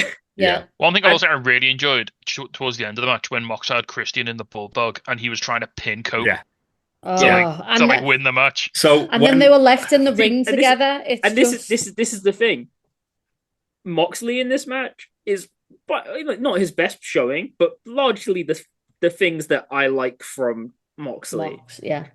Christian Cage, fantastic. Does all the things that he needs to do. Cope looks like he's there and is kind of occupying space at times. It's unfortunate. I wonder if it's just like maybe he's struggling with like, obviously he was out injured for like the better part of like 7 or 8 months. I wonder if maybe he's just struggling to adjust to like his new leg. I think there is an aspect of that to it, and I think there is obviously an aspect of adjustment to AEW and its style and how things go. I'm looking at this and saying 27 minutes almost is far too long. Too long. Maybe a neat like 15. I was going to say take 5 minutes off this. Take 10 minutes off this. Give 5 minutes to Okada versus Brody, and 5 minutes to fuck it. I know we said it was perfect length, but give 5 minutes to Mariah and Tony. I think I think I wouldn't even give the 5 minutes to Mariah. Isn't even that bad. It probably wouldn't harm it. I wouldn't even give the 5 minutes to Mariah and Tony. I give it to Kenny and Takeshita. Mariah and Tony Jay, remember when we previewed this and I said, like, I really hope this goes, and I think the words we used were a tight 15. Yeah. And this was not a tight 15. A neat 15 would have been, I think, fine. But I think all the stuff around it and the placement is just kill the air out like I said, this. like, so Dan, to you talking, so this was based, this pay-per-view, like, and this match's placement on the card, it was like you've gone for like a Michelin star, like, super tasting menu, and you've had like lovely steak and delicacies and seafood and all this, and then for dessert they bring you a McFlurry. Now, there's nothing wrong with a McFlurry. I love a McFlurry. But when you've had that level of setup for like your entire meal, and that's what they finish you with, then it kind of lets you down a bit, doesn't it? Yeah, I said I described this when I was talking to Sam as you've just gone from watching football at the Bernabeu to then watching your mate play in a park. Yeah, that's a very good. Like, again, I didn't think it was a bad match. I think the cash-in from Father was fantastic. Mm-hmm. I'm glad that that's out the way now, though. Jay, I'm never going to be upset that someone gives me a McFlurry, but no, you know, in the circumstances that it was presented to me, it was a bit of a letdown. When Christian was in the match for 3-4 minutes, and he was the best part of the match. Yeah, you've got to question really yourselves. telling. And as Ben said, it was brilliant that he hits the kill switch on Cope. As he's covering him, Mox gets him in a bulldog choke, and he crawls over, and he still tries to outsmart Mox, and Mox goes, "Not today, dickhead," and just moves him away, and then he's still crawling, trying to do it. Also, the way it ends as well, Christian, because he so thoroughly murders Cope with like the chair and the briefcase and then the kill switch. There's no one to break the submission when Moxie puts it on because he's killed Cope. He's just watching him like die basically. And now the feud we're probably going to get is the Patriarchy versus Rated FTR, which will be fine. Yeah. And you know what? It's going to be like halfway down the card, and it's going to be absolutely fine. It's going to be in the perfect place. Do the old street fight. That will be all right. That will be all right. But yeah, it went too long. It sucked the life out of the show. It shouldn't have been in the main event. But then, Jay. We got the awesome ending. After the disappointing McFlurry dessert, the restaurant serves up some perfectly tempered chocolate. a lovely little treat with your bill on the side. Like a Belgian chocolate truffle. Exactly, like a little Grenache or something, a little Ganache, little sort of little liqueur, a little bit of Are you hungry? Stop making me fucking hungry. I was eating cheesecake during this review. I'm fine. And then we get Swerve. Well, first of all, Prince Nana confronts Joe Moxley, and then Swerve just fucking wipes him out. Yeah. And then he stands tall, and we all have a bit of hope. And as I've said, give that man the belt. Yeah. Less cope, more hope. Exactly. Honestly, right. Swerve needs to save us. Fangirls are living at the minute for this. When I drive. Well, let's just briefly as well. First off, let's grade the show, because I think this was one of the best AEW pay-per-views they've ever done. I don't think that's hyperbole. So it's ironic because what a lot of people consider to be the best AEW pay-per-view also has a slightly squiffy main event that also features Christian. Whoa, you take Father's name out of your mouth. No, it's true though. I really enjoyed Kenny and Christian. It was fine. Again, it was good, but it just wasn't any of the other matches that were like. It wasn't any of the massive moments that preceded or followed it. A man pushing his 50s, taking a one-winged angel off the top ropes. Impressive though. Oh, it was great. But it wasn't. It was the sort of 7 out of 10 moment in the 9 out of 10 sandwich. That was either side of it. I mean, we did also have Paul White versus QT Marshall and the boys on that show. So yeah, but wasn't he dressed up as Captain Insano for that match? No, he wasn't. No, that was a different thing. It was a different thing. Yeah, I mean, I would give this like a solid, I give it a 9. I give it a 9. I think when it was good, it was an all-timer. Yeah, I mean, I would probably give this like an 8. It's like an 8.5. I'm quibbling half points when it was bad, it was fine. Yeah, that's it with the AEW things, and we say this every time, don't we? Like where it's like the bad moments aren't bad. They're just bad by comparison. I think but I think the problem that AEW kind of has to contend with is some of the structuring and some of the stuff, because it's really hard to go stay at a 9 out of 10 just like all the way through. And then when things start to slip, the 7 out of 10 looks worse. Yeah, and it creates an unfortunate dynamic. The thing is, though, is when AEW is good, they're really, really good, and that's what's going to keep people, in with it all. As you say, Dan, if that Outrunners Hurt Syndicate match is like the opening match on night 1 of WrestleMania, then it's fine. Yeah. If it's in the middle of a run of matches this good, if looking at the way the card was set out, if that was like where Mercedes versus Momo was, it would be fine. Look, right, you're going between. You're the Hurt Syndicate versus the Outrunners. You're coming between Okada versus Brody King and Tony Storm and Mariah May in the Hollywood ending match. Yeah. You really can't win either way. Yeah. You just got to get your shit in and get out of town. You just got to hope. I mean, like, the best way to look at it is, like, Hangman and MJF on any other night would have probably been match of the night. Swerve and Ricochet on any other night would have probably been match of the night. Kenny Takeshita. Kenny Takeshita on any other night would have been match of the night. Take your pick. Ospreay Fletcher.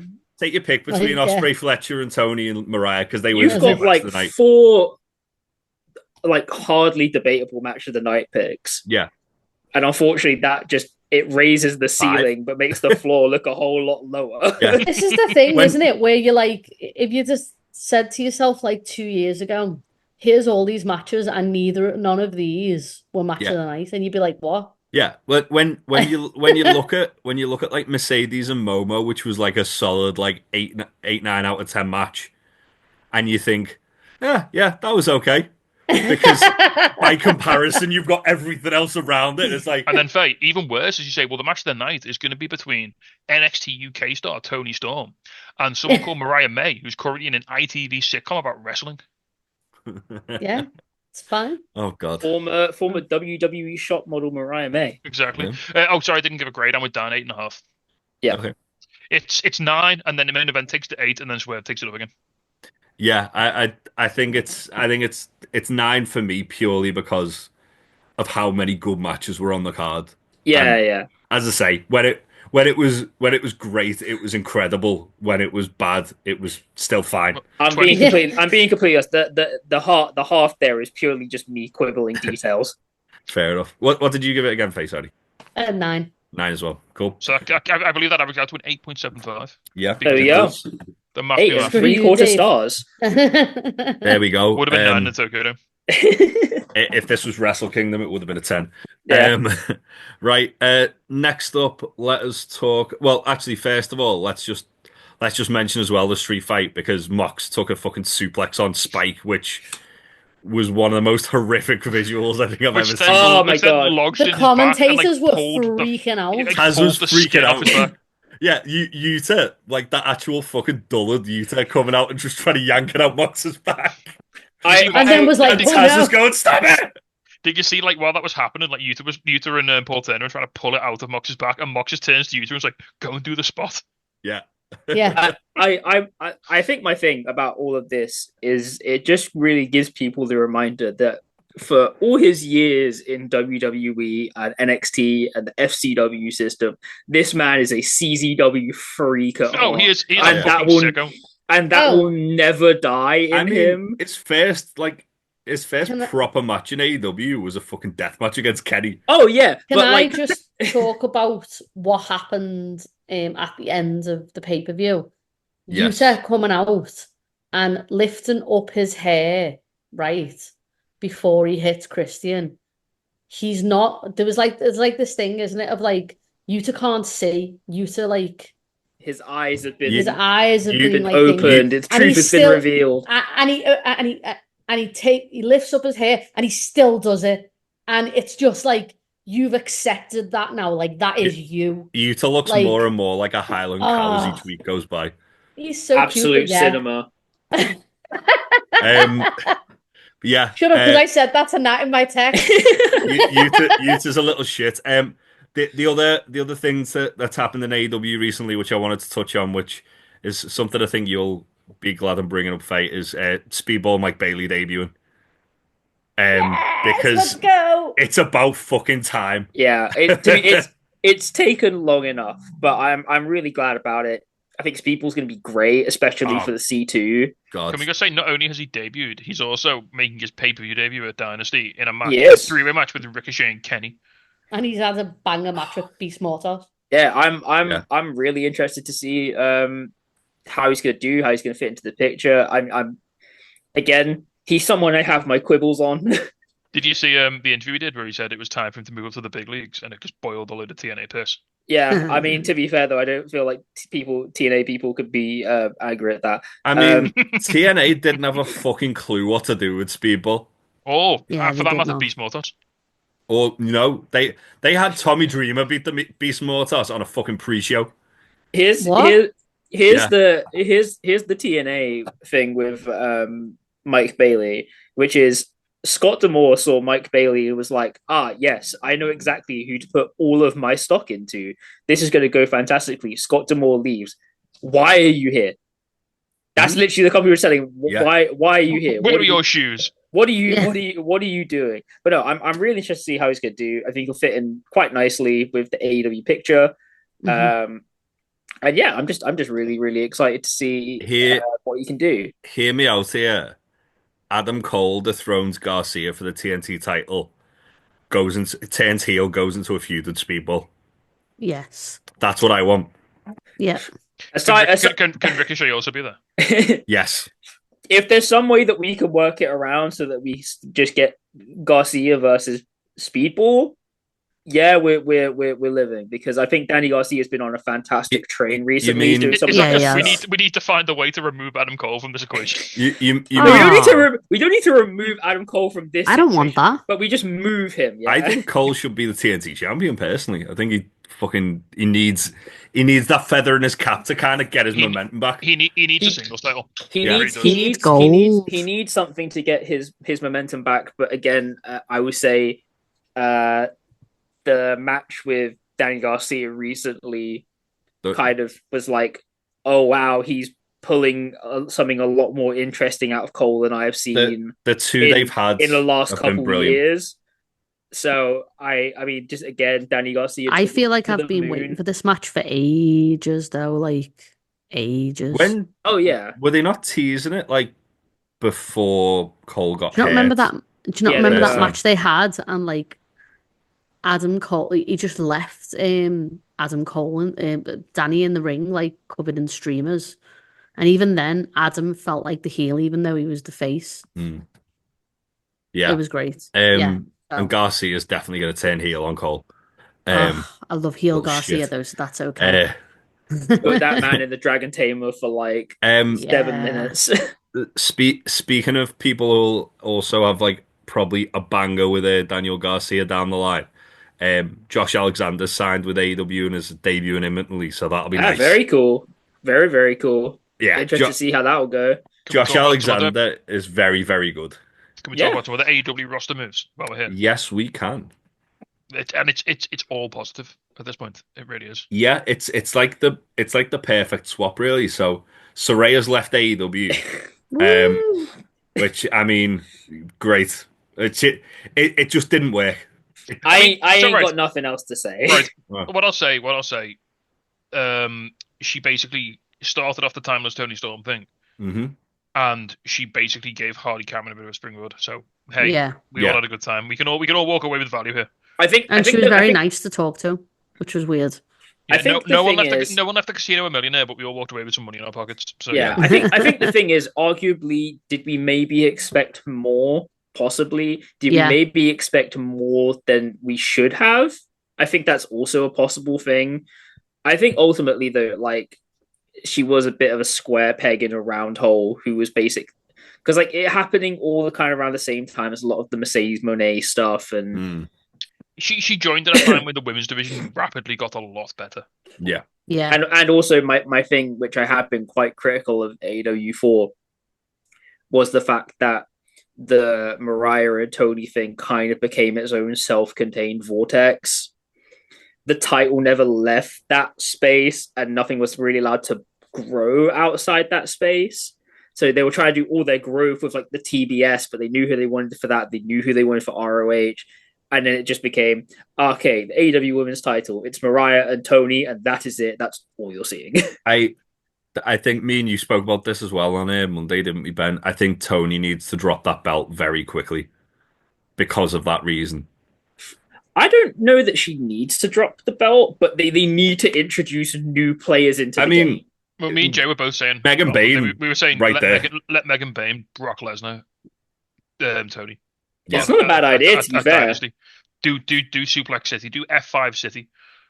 Faye will cease to exist, but that's a price I'm willing to pay. Faye will have a bad time, but no, Faye will ascend. Faye will ascend to Mount Olympus. New stock in the game. They need new stock in the game. Yeah.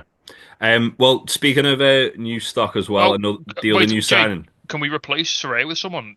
Anyone, really? I'll take anyone at this point. Well, we want Mina.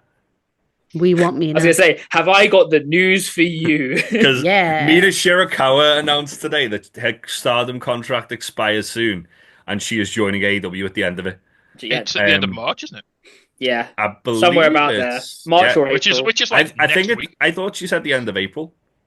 Oh, don't do me like that. Either way, she's signed with AEW, and either way, we're getting Mina for Easter. We're getting full-time Mina. You son of a bitch, I'm in. Yeah, I mean it's a great move. She's well trained with lots of people there.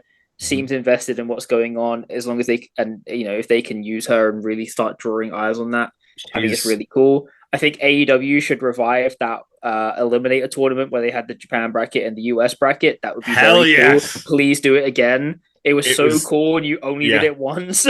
Yeah, that was one of my favorite things. As we've established, you can do it for fucking free in Emi Sakura's garage. Yeah, sure can. What more? Because it worked last time. What more do you want? That would be really cool. Mina's awesome. We know what her skill ceiling is, and again, she'll just bring up that skill floor for everyone else. Again, she's just got like that it factor as well. She does. It's really cool. Just got even that when she was included in that Tony and Mariah program, she stood out as her own character, which is really, really important. Yeah, and actually quite hard to do with two really, really big personalities. So it's really cool. Because can we also when Mariah won, everyone was like, "Where's Mina?" Can we also put respect on the fact that she kicked a champagne bottle out of Mariah's hands wearing high heels? Yeah, she sure did. And that's possibly the coolest thing I have ever seen. That was one of the coolest things that I've ever seen. Yes. Yeah. Next up, do we have anything else to talk about? I don't think so. Let me just check. We have TNA done something stupid this week alone. Oh shit, it's going on. Oh my god. Yeah, surprise. they fired Gail Kim without telling anyone why. Ring the bell. Reset the clock. Yeah. And now both WWE. It's been 0 days. 0 days since TNA made a stupid business decision. 0 days without incidents. Yeah. And now WWE and AEW both interested in bringing Gail Kim in to be part of creative. She's only part of one of the most important period of American women's wrestling outside of Shimmer. You know. She sure is. She had some bangers with Awesome Kong and TNA back in the day. You do realize if AEW bring in Gail Kim to run the women's division, fucking Maria Bennett's going to be just unhinged on Twitter. She's already there anyway, isn't she? It's the power of Mike Bennett. The power? Yeah. The negative riz of the kingdom. I mean, she did a really good job at at building TNA's women's division. And making it feel like the best women's division in all of wrestling. So I think I think you have there's a point to argue that potentially around 2021, 22, TNA did have the best women's division in America. And that was before they brought Masha in. Yeah. That's what's insane about it. They had Masha, my beloved. They had if only we knew just how Jover it could get. We've got to get Masha out of there ASAP before she's in before she returns to NXT and loses to fucking Fallon Henry or whoever the fuck. Tory Stronghold, Fallon Henry. Right. So, Tasty, did you have any TMFAs for us? I do. So we talked a little bit about the hair business before, the hair syndicate, if you will. We did. What if they were worse and in TNA? And what if they nearly destroyed the company? Yeah. Again. This is strap in. One of many times. So I'm going to give you a bit of backstory, Faye. So this starts off with MVP debuting in TNA in 2014, the year of our Lord 2014, just over 11 years ago, January 30th, 2014. He returned. He was in TNA like in the early days. We don't count that. That doesn't matter. He turned up as in storyline an investor into TNA. This was around the time that they were having like a real legal battle with like Billy Corgan over Billy Corgan over who gets to fucking buy the company. Yeah. Also shout out Dixie Carter's mum who passed away this week. Yeah. Who her crowning achievement in wrestling was having a spiked 2x4 named after her that was used to write off Rob Van Dam when he used up too many dates in his contract too early. Oh, jealous. But don't worry about that. It's fine. Yeah, that's I have so many. That's part of the Abyss verse, isn't it? No, it was. Anyway, so MVP debuts as this investor. He has this awesome theme music that has like a kaiju because he's just done like a stint in Japan. He has like a kaiju roar at the start of his music. It's fucking sick. And he's got the Wolves, the American Wolves, Davey Richards, who and Eddie Edwards, who we don't talk about anymore. They're his like bodyguards, basically. He's like not heavies, they're like his crew. I was about to say he needs bodyguards. I was going to say they're not as heavies because they're both smaller than him. Yeah, they're both like significantly smaller than he is. And he turns up representing Dixie Carter. No, so this is Dixieland time, so he's actually opposing Dixie Carter because Dixie's bad. Yeah. It sure is Dixieland time. Yeah. Again, so many questions. Don't worry about it. Don't worry about the Dixieland match. Bully Ray's involved somehow. It's post Ace, isn't it? It's Bully Ray is always involved somehow. Why do you have to remind me of Aces and Eights? So this ends up as he wins. Because Aces and Eights is one of the most pivotal moments in TNA storyline. And I'm genuinely not joking. It has far-reaching and untold consequences on the company. We're still feeling forever. the ripples today. It's mad. So they have a lethal lockdown match at Lockdown. Team MVP versus Team Dixie. Bully Ray special guest ref. He turns on Dixie and MVP wins. MVP basically controls TNA. He then turns heel and basically says, "I'm going to be the number one contender because I'm in charge." And he aligns himself with Kenny King and Bobby Lashley. Now, Bobby Lashley, we all know. Faye, do you know Kenny King? Are you aware of Kenny King? I feel like I've heard of him, but not much. Me and Big Tasty saw Kenny King beat Hangman. Literally, as we walked into the ring, it's the first thing we saw was him hit the Royal Flush and Hangman. Literally, we saw the finish as we walked into the show. So Kenny King he was a big Ring of Honor guy back in the day. He's also, I don't know if he still is, but he was at one point a Chippendale dancer. He was. I think he still is. Wow. Yeah, he lives in Vegas, and he dances go-go. It don't make him a ho-no. Like Magic Mike. He's a real... Yeah. So when Kenny King was in TNA, Magic Mike must have just come out. So Mike Tenay on every show would describe him as a real-life Magic Mike. That's a thing that happened. So this takes about a year to sort of all filter through, and at this point we're pretty much where we were at in WWE. So Lashley was the becomes the world champion. MVP is basically his manager. Kenny King is also there, and then he forms a group called the Beatdown Clan, which is Kenny King, Samoa Joe, Bobby Lashley, Low Key, and Eric Young. No, Eric Young, I don't want that. I would just like to remind you, I believe at this time Loki was doing his Hitman gimmick where he wrestled as he sure was done. he wrestled dressed as Agent 47. As Agent 47 in full suit and tie. Oh no. It kind of looked like Pitbull had gone nuts in the ring. Honestly.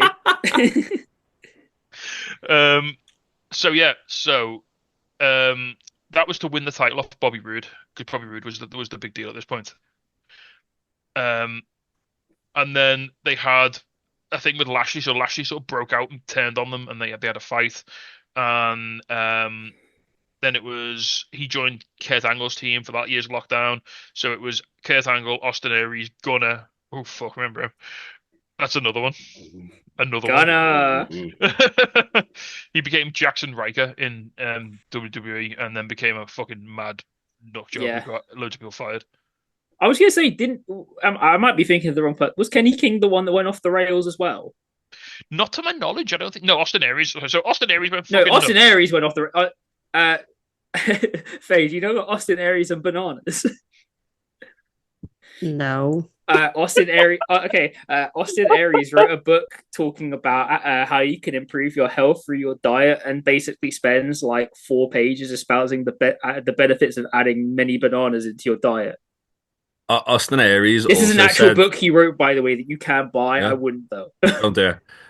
Austin Aries also said you can combat COVID-19 by a vegan diet. So yeah, that's fun.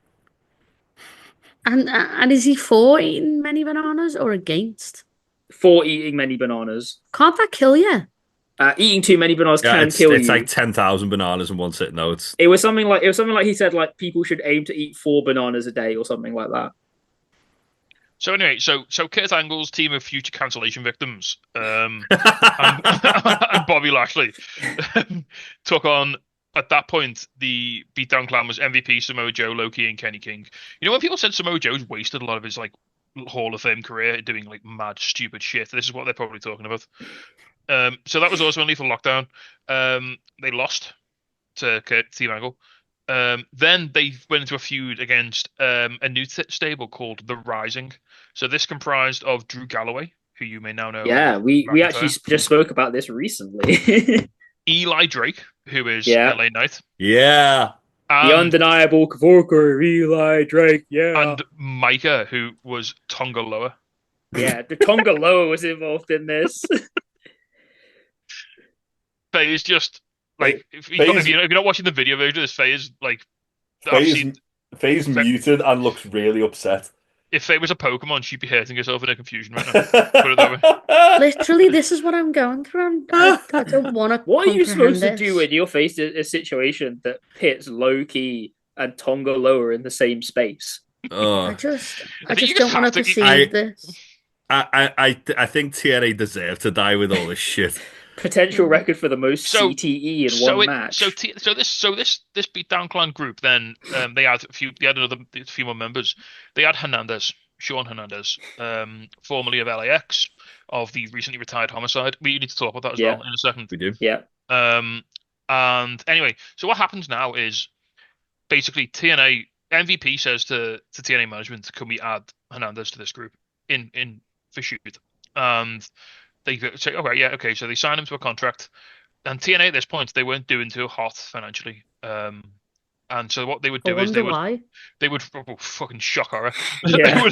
they would rent out like an arena, and they would tape like legitimately a month's worth of TV in like a day and a half. I heard about this. So they did that. They basically hired Hernandez. They still do. Yeah, they hired Hernandez. Said, right, we're going to shoot a fucking month's worth of shit. And they did. And then just before they were about to put it all on TV, Lucha Underground turned around and went, actually, Hernandez is under contract with us. He's got an exclusive agreement with us, and you can't use any of that footage of your show. Of course, because Lucha's going to lose. TNA. to be fair, Hernandez gets fired. You're mentioning Lucha in the legal part. Actually, that's a very good legal move on Lucha Underground's part, where it's normally the reverse. Yeah, that's a rare good legal move by Lucha Underground. So when Lucha Underground win. When Triple R has better legal protection than you, have a think about the state of your company. Maybe it's time to reevaluate your life choices. So TNA have basically lost, so they have to cut all the Beatdown Clan footage out of the month's worth of footage they got shot. They have to somehow shoot another 3 or 4 hours worth of stuff. By the way, the Beatdown Clan were pretty much like main event periphery stuff. Yeah. They were like Lashley was like the world champion, and they were like around feuding with or allied with him at any one point. And then so the fallout of this was Hernandez doesn't get the contract, he gets fired. MVP gets fired.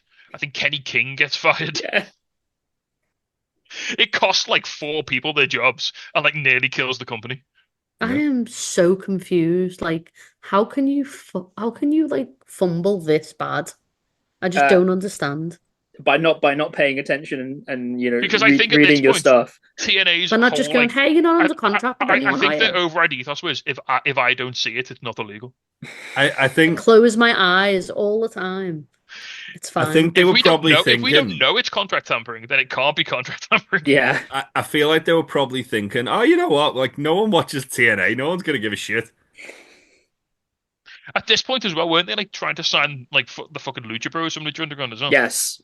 Yeah, but they did. Because this is because there's the weird match. I can't remember who he faces. I want to say is it Austin Aries or is it Johnny insert company name here?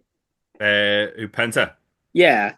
It was I don't know. I think it was Johnny insert company name here. Because they have the match where they debut Penta, he wins the world title in the first match, and you can see whoever he faces is very visibly not happy. I mean, the Lucha Bros and contentious contract disputes name a more iconic. Actually, it could have. That sounds like it was probably Austin Aries, to be fair. But yeah, someone in the comments will correct us. But yeah, the person that Penta beats is very unhappy with all of it, and Penta kind of just stands there like, I guess I won. Yeah, and no one really knows what to do. Welcome to TNA, everyone. Also, next time I'm back here, I've got an all-timer T and Faye, so I've got something to say for the future. Dan, no, I thought thank you, Dan. We were friends. We are, but I need to spread the word of TNA that I had to go through. Then now you have to go through it as well. Yes. Yeah. Right. So what else we got on the agenda? So, quick one. David Finlay won the New Japan Cup. Beat the baldest man ever, Shota Umino. Yay! He was astoundingly bald. Noises. No one has ever been more bald than Shota Umino. But yeah, it's cool. I'm impressed. I didn't think I would be this positive about David Finlay winning the New Japan Cup. I've got a feeling he's going to dethrone Goto, and I don't like that. Yeah, I don't like that prospect at all. It wouldn't surprise me if they did it. Dan, can I just circle back? So Penta beat Phoenix and Austin Aries. Yeah, okay, there you go. So it was Aries. He beat Aries. Aries was the champion. Penta beat him. Yeah, and Austin Aries is not happy about it. But no, I personally, if they could keep up Goto's thing of just facing guys who also should have won the IWGP title ages ago in like 15-minute, not quite old man matches, but like verging on that point with guys who were like from TNA's past generation, that would be fantastic. Just keep that up because it's a great formula. People seem to love Goto as a champion, which is good. Yeah, because Goto rules. Yes, he does. I tell you what, his match with Yuji Nagata he had the other week was fantastic. I love Nagata. That was so good. And his match with Brett Dad as well. Fun. Again, like if New Japan can just find a way to translate the brains from these guys to the younger guys, it would be unreal. Otherwise, personally, for me, the future is, of course, Boltin Oleg. Yes. There's only one true future for New Japan. Enochiism must return. Yota Tsuji's going to be like world champion soon, I think, as well. Oh, yeah. I definitely get the feeling. Him. I definitely get the feeling they're kind of unknowingly positioning him to take up the Naito role once Naito's body finally gives out. Naito's body any day now. Again, I have to stress, this man was wrestling with 90-degree rotated vision. Yeah. Which is insane. Yeah, when his body finally gives out, I firmly feel like Yota Tsuji will be inheriting that role. Honestly, during Wrestle Kingdom, hearing the commentators just talking about his like issues with his health, and it was just like, how is this man standing? Yeah. What the hell? Unfortunately, Ren Narita has been left very firmly by the wayside, and the car left 2 hours ago and left him behind. Very unfortunate. There are so many knees in New Japan that are living on borrowed time.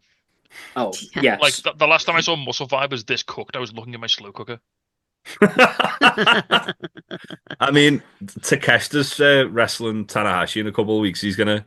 Yeah, there's a chance that one of Tanahashi's kneecaps just fucking leaves the venue. Takeshi's gonna punch him so hard his knees start working again. But the secret to Tanahashi is, as much as he hasn't learned his limits, he's willing to accept that his body is slowly failing him. Yeah. And because he's at least acknowledged that, he's at least able to make a decent match out of it. Yeah, that's true. That's true.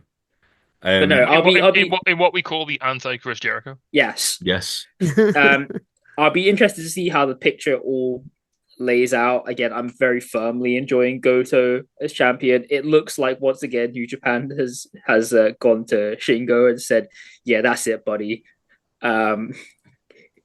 Thanks for being here, but yeah, we're done here. We're going in a different direction."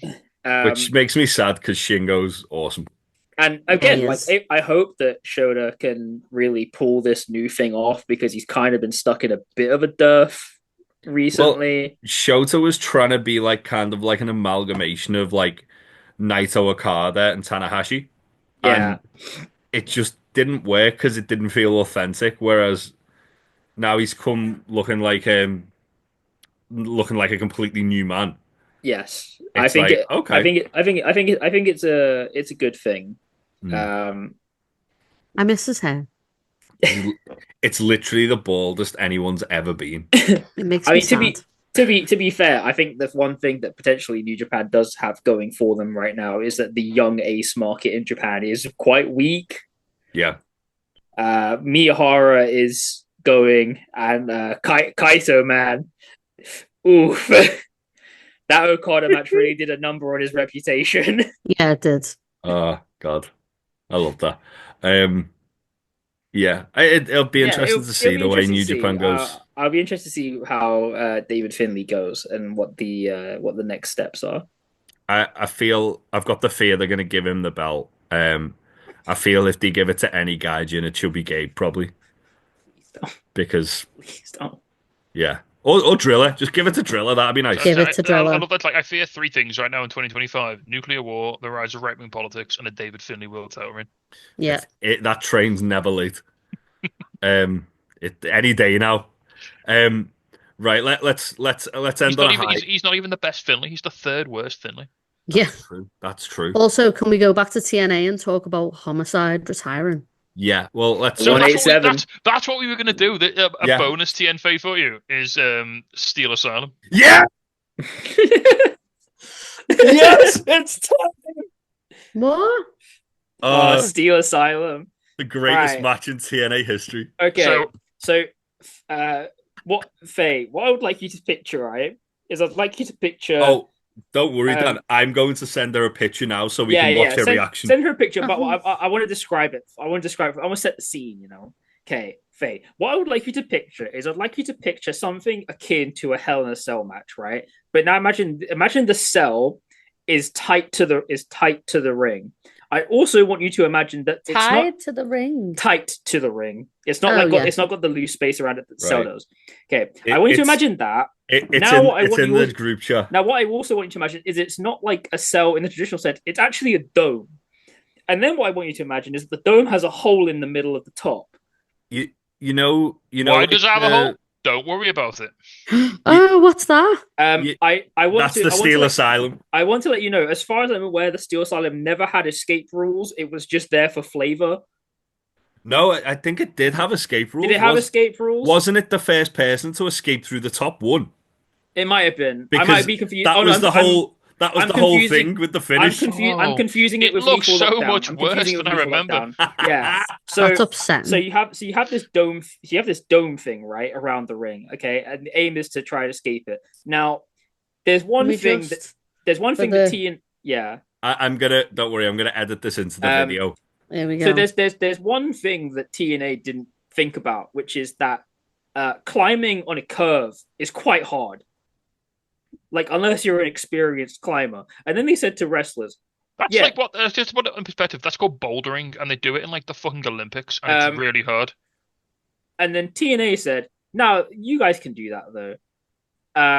And there's a moment in a match where Homicide has climbed up this weird dome cage structure and is basically fighting for his life, trying to get through this small hole in the top. And he's just kind of hanging there, like trying to figure out what the hell he's supposed to do. Have you ever seen someone who's totally exhausted trying to climb out of a swimming pool without using the steps? It's kind of that. Yeah. Oh God. It is genuinely. I'm gonna have to find a video of this. I'll find a video. No. Give me 5 seconds. It's easy enough to find. But yeah, Homicide basically spends the better part of 2 minutes struggling to get out this cage while everyone's dead selling on the floor. He finally gets out. He wins the X Division title. No, he doesn't. He doesn't. He can't get out. So what he does, which is even more perplexing, is he drops back down to the floor, pulls out like a nightstick or like a baton, and just starts beating people up till he gets disqualified. Real. And then, my wrestler. And then Jeff Hardy returns, and then Jeff Hardy's music hits, and he's obviously supposed to have a fight with Homicide, but he's still in the fucking cage, so he can't. Yeah. So Jeff Hardy just climbs up the outside of the cage, sits on it, and just shrugs while his music plays. Maddest to the top. Oh God, I'm so confused. This was also lest we forget. This was the show. This was the first show of the Bischoff Omegaverse. Yeah. Bubba the Love Sponge was there. Bubba the Love Sponge was there before the sex tape. This was the first TNA. These are just words. Don't worry about it. This was the first TNA of like Hogan and Bischoff's reign, where they went head to head with Raw. Now, this was the Raw where Bret Hart came back, and it was like a huge thing. You know what else they went head to head with, Faye? No. It was on January the 4th. Wrestle Kingdom. Yep. No. Yeah. There you go. For you, Faye, I found the full match uploaded to YouTube. I'm not doing We that. are watching that at the weekend when we're all together. And you're going to make me watch it on the train, aren't you? Yeah, we sure as shit are, Faye. Yeah, so you know what I forgot about this? They had a cameraman in the fucking cage, and they used like barely none of his footage. No. Yeah, because none of it's usable, because there's 10 people around him trying to attack each other. Oh, it's so good. It's like yeah, it's one of the best worst matches I've ever seen.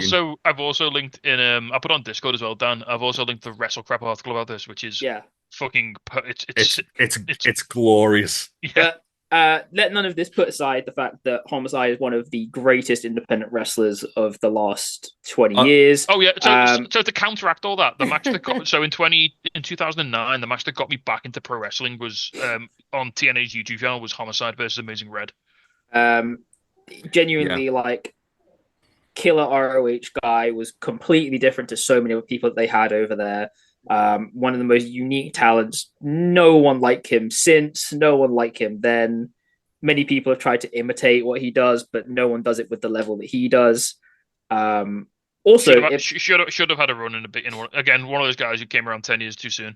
Again, TNA should have pulled the trigger, didn't. You know, I mean, he had good success as part of LAX. They were I mean, again, I think one of the things to point out about Homicide is him and Hernandez as LAX made TNA borderline appointment viewing, which for TNA, especially at some of the points they were at, was like, Jesus Christ. Shout out. I believe there is LAX versus Motor City Machine Guns matches. Oh yeah. There's at least one of them which is really, really good. I cannot remember what year or what event it's from though. They had a really good run with AJ and Christopher Daniels as well. Yes. Also shout out to when they came back as well as the OGs, and it was them with Eddie Kingston versus New LAX, which was proud and when Eddie Kingston did a drive-by on a child. Which has one of my favorite Eddie Kingston promos of all time, where and I quote, where he threatens to shoot Conan like Old Yeller. And then he got killed off by getting hit with a roller quarters on a rooftop. It is. They also had that bare boards match at Bound for Glory. They did. It is genuinely one of my all-time favorite Eddie Kingston promos, mostly because Conan stands there and just kind of tries. It looks like he just kind of tries to like nonchalant him. The fact that he's just threatened to shoot him, and Conan's just kind of standing there like. TNA really doesn't feel like a real thing, you know? It's not. It's not. It's a deeply unserious company. Oh, it's a meme at this point. Speaking of a deeply unserious company, let's talk about Mystery Wrestling before we wrap this one up, because they had a show last month as well. Can I just say one thing I wasn't? So I watched most of the show. One thing I wasn't expecting from this, but I really did enjoy, was the absolutely fantastic chemistry that Ali and Uno had on commentary. Yes, I would Yeah, it listen was to. brilliant. I would listen to them doing a podcast for sure. Well, their commentary sounded like a podcast at times. Yeah. It was like a podcast where they occasionally described what was happening in a wrestling ring. That's when Uno's the best though, when he's on commentary, when he's got someone he can just kind of riff off. Like when they had Excalibur, and Excalibur was like a little bit drunk, and they spent like a big portion of the match talking about where they were going to go get crisps after the show. Real. Him and Nyla had a great one as well. I think Yes. that same like vibe. Yeah, Nyla's been on twice now, hasn't she? Mm-hmm. I think so, yeah. Yeah, but this was a very entertaining show. First off, we had the four-way, which they open the show with every time, or most of the time. Katrina Reed defeated Bobby Orlando, who's that weird guy with the blow-up sheep. Bucks Belmar, who Evil Uno said is the most disgusting wrestler he'd ever seen, and he told us, and Leo Sparrow, he told a story about Bucks Belmar, saying that there was a show where he wrestled Dutch from the Righteous, and got everyone to spit in his mouth, and then spit in his hand, then he ate it, and Dutch from the Righteous was sick in the ring. And he was like, "See, this is the kind of thing I love, man. There's nowhere else you're getting this." He was like, he's genuinely the most disgusting wrestler he's ever seen. And then Ali told the story about him putting a whole foot in his mouth. But yeah, he was very entertaining. He was strange as fuck. Leo Sparrow's gimmick was that he's an evil vegan, and he was giving everyone spinach. He just had a bag. Yeah. He just had a bag of spinach with him. Yeah, Katrina Reed won. Really fun match. Great opener.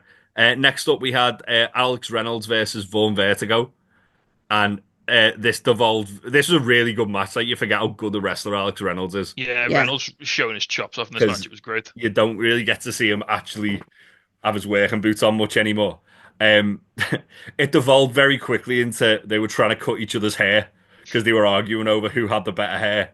It was and upsetting. Then Alex Reynolds won while the referee was distracted, low blowing Vaughn Vertigo while he had the scissors in his hand, and basically stabbing him in the taint with a pair of scissors. Which, I mean, yeah, it always comes down to taints, doesn't it? Like a lot of the time. Uno fucking loves it. But yeah, really fun match. I love Vaughn Vertigo. I'm just glad to see him getting around, doing the rounds. Next up, we had the team of Sinner and Saint versus the returning Eli Sage and the Sasquatch. And what a fucking match this was. Oh, it was so silly. Sasquatch had the fucking singlet on. He lowered the straps, started busting out Germans. He had his weakness, which was the oar. They did the fucking ending of Turner and Hooch, didn't they, with the oar? And yeah, Sinner and Saint, who are, funnily enough, quite a big deal in TNA at the moment. Yeah, got beat by Eli Sage and the Sasquatch. My favorite tag team of all. When Mystery Wrestling eventually brings in tag titles, I hope these guys are tag title champions because they're Birds great. Aren't real. Birds are not real. We all know this. Correct. Next up, that was what took us to the intermission, was it not? No, it was the next thing was the lumberjack match. Yeah. So next up, we had a lumberjack match, which was Jason Exile defeating Thomas LeDuc. Now, the reason Uno admittedly did not know who either of these people were. No, they were just two jobbers from the local indie scene. Now, it was a lumberjack match. The lumberjacks were our favorite team in all of Mystery Wrestling, Tabernacle team, who are basically three gigantic Canadian lumberjack looking guys who come out with a guy who looks like Dimebag Darrell shredding on guitar with all of the doors. He got shreds on guitar over the house mic, throughout the entire match. And they basically just murdered everyone, put everyone through doors, all the other lumberjacks, all the people in the match. We had a tombstone through a door. There was a tombstone off the middle rope through a door. Every time they thought, oh yeah, they've used all the doors now, another door came out. Yeah. And then they just drank beer and left, and then Jason Exile crawled over and pinned Thomas LeDuc and won. That's real graps right there. Oh my god, Tabernacle team, which is French for the fucking team, is my favorite team in all of Mystery Wrestling because they just come out murder people with doors. It should be on Canadian money. Just a picture of them. They also on the previous show they were on. They made a door bridge over two guys' backs, and then powerbombed another guy through the door. It was like a fucking war crime. But yeah, that was very very entertaining. Ali seemed to really enjoy that. She was like, "Yeah, these are my favorite." type of nonsense, wasn't it? Yeah, she's like, "I just like the violence of them throwing people through doors." Yeah. Then we had the intermission where Ali did not go to the ring to sell merch because she's not a carny like RKC. Yeah. She basically just stayed there and answered questions. It was lovely. Plugged her horror podcast with Alison Kay, which is super fun. Yeah, I still haven't listened to her. And then we got after the intermission, we got the newly reunited team of podcast favourites, Cecil Nixon, London Lightning, who are now being rechristened as the Ass Blasters, defeating the team of Alexia Nicole and Kristara in an Iron Man match, extremely ruled match. And basically, they were just like, there was just so many shenanigans in this match. They ripped the page out the rule book. So wasn't this officially a best 7 out of 13 match? Yes, it was. A 7 out of 13 falls match. A 7 out of 13 falls match, and it was extremely ruled. So the first 4 falls were for minor tag infractions. So not holding onto the tag rope, not getting out the ring before the 5 count. There was a bit where they ripped the page out of the book and then out of the rule book, and then continue to just break that rule and say to the referee, "Well, it's not in the rule book. You can't DQ me for it." Wasn't it the rule that said you can't hit people with chairs? Yeah, it was. And Cecil and London won that one. And the story of the Ass Blasters continues. They've gone from literal nemesis to now a tag team. The silliest of nonsense is always when Cecil's on, though. When it's not Psycho Mike, who wasn't at the show this time because he's lost his marbles that he won at the last show for all the marbles. He couldn't find the hard cam, so. Well, yeah. It turned out he was actually on his way to Germany, which made me sad because I wanted to go to WXW. Yeah, he was at the 16 carat, wasn't he? He was. Oh, shit. He's shown up and was in a 6-man tag and had a face-off with Psycho Clown. Nice. Basically, and he started becoming the cowboy, didn't he? Well, because Manders won 16 carat, and Thomas Shire, who was also a cowboy, won something. He basically said, maybe I need to bring back the cowboy gimmick for one night only, so I can win a tournament. I don't know if this doctor will allow. Get him in the C2. If Psycho Mike gets signed by AEW, I don't know what I'd do. Next up, we had Gabriel Fuerza defeating Junior Benito, who was trying to clap out them cheeks, but Gabriel Fuerza refused to give him consent. So when he did clap those cheeks, it was very awkward. I think he won by a roll-up, didn't he? Like that. And then the main event, which was incredible. If you get a chance to watch this match, do.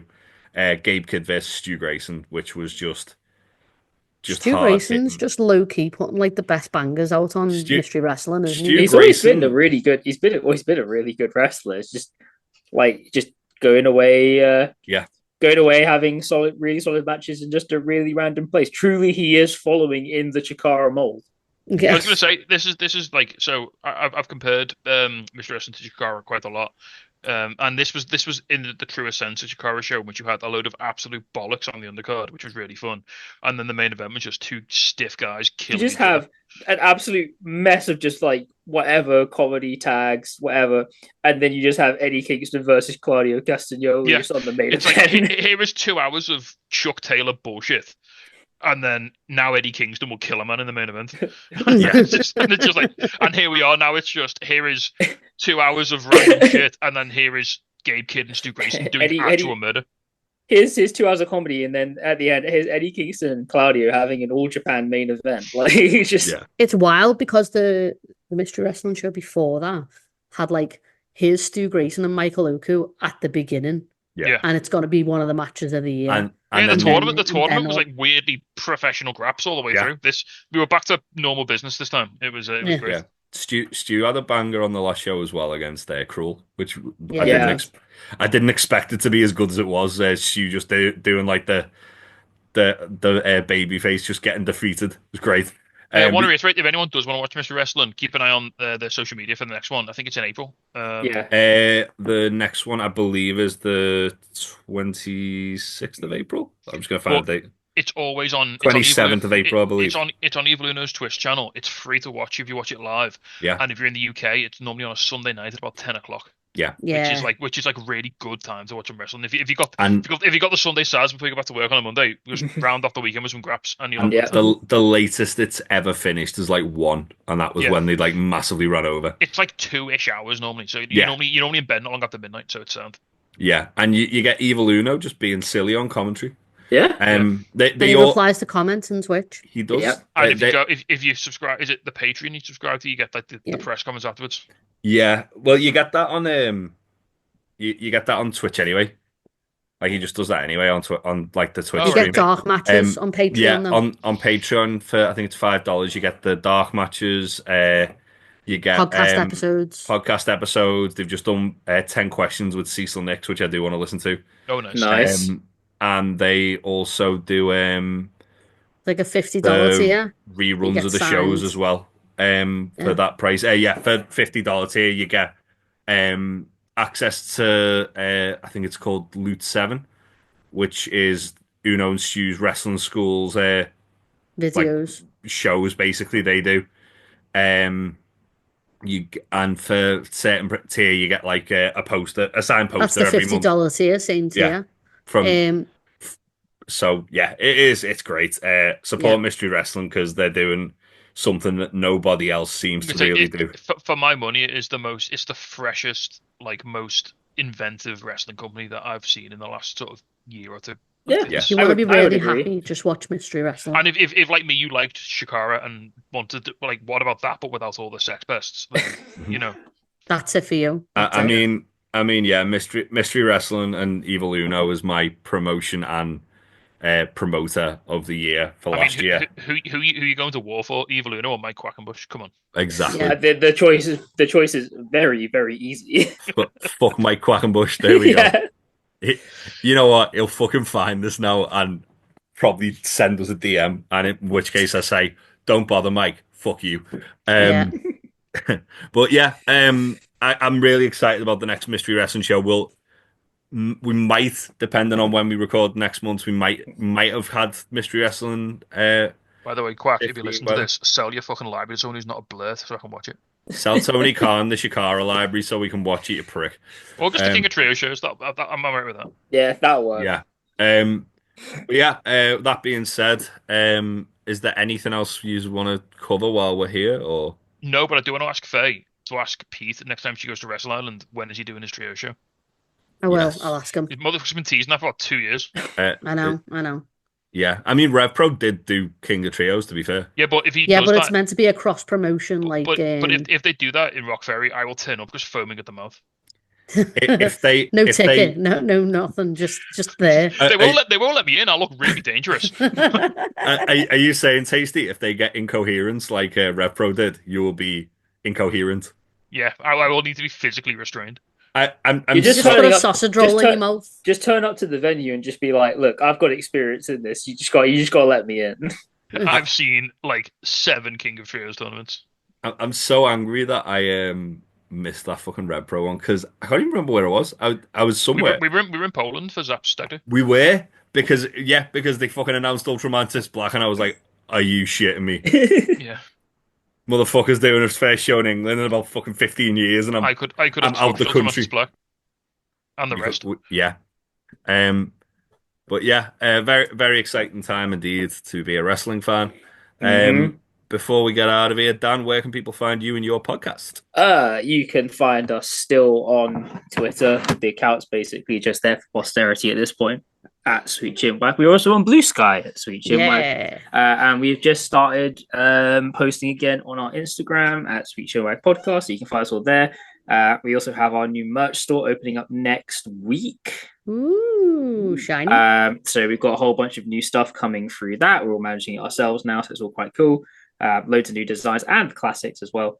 You can also find us sometimes over at our friend Sam, the VA Mods Twitch channel, where we will be starting up some new stuff. We've got a stream coming sometime in the next 2-3 weeks, where we will be doing a live stream and commentary on UFC 1.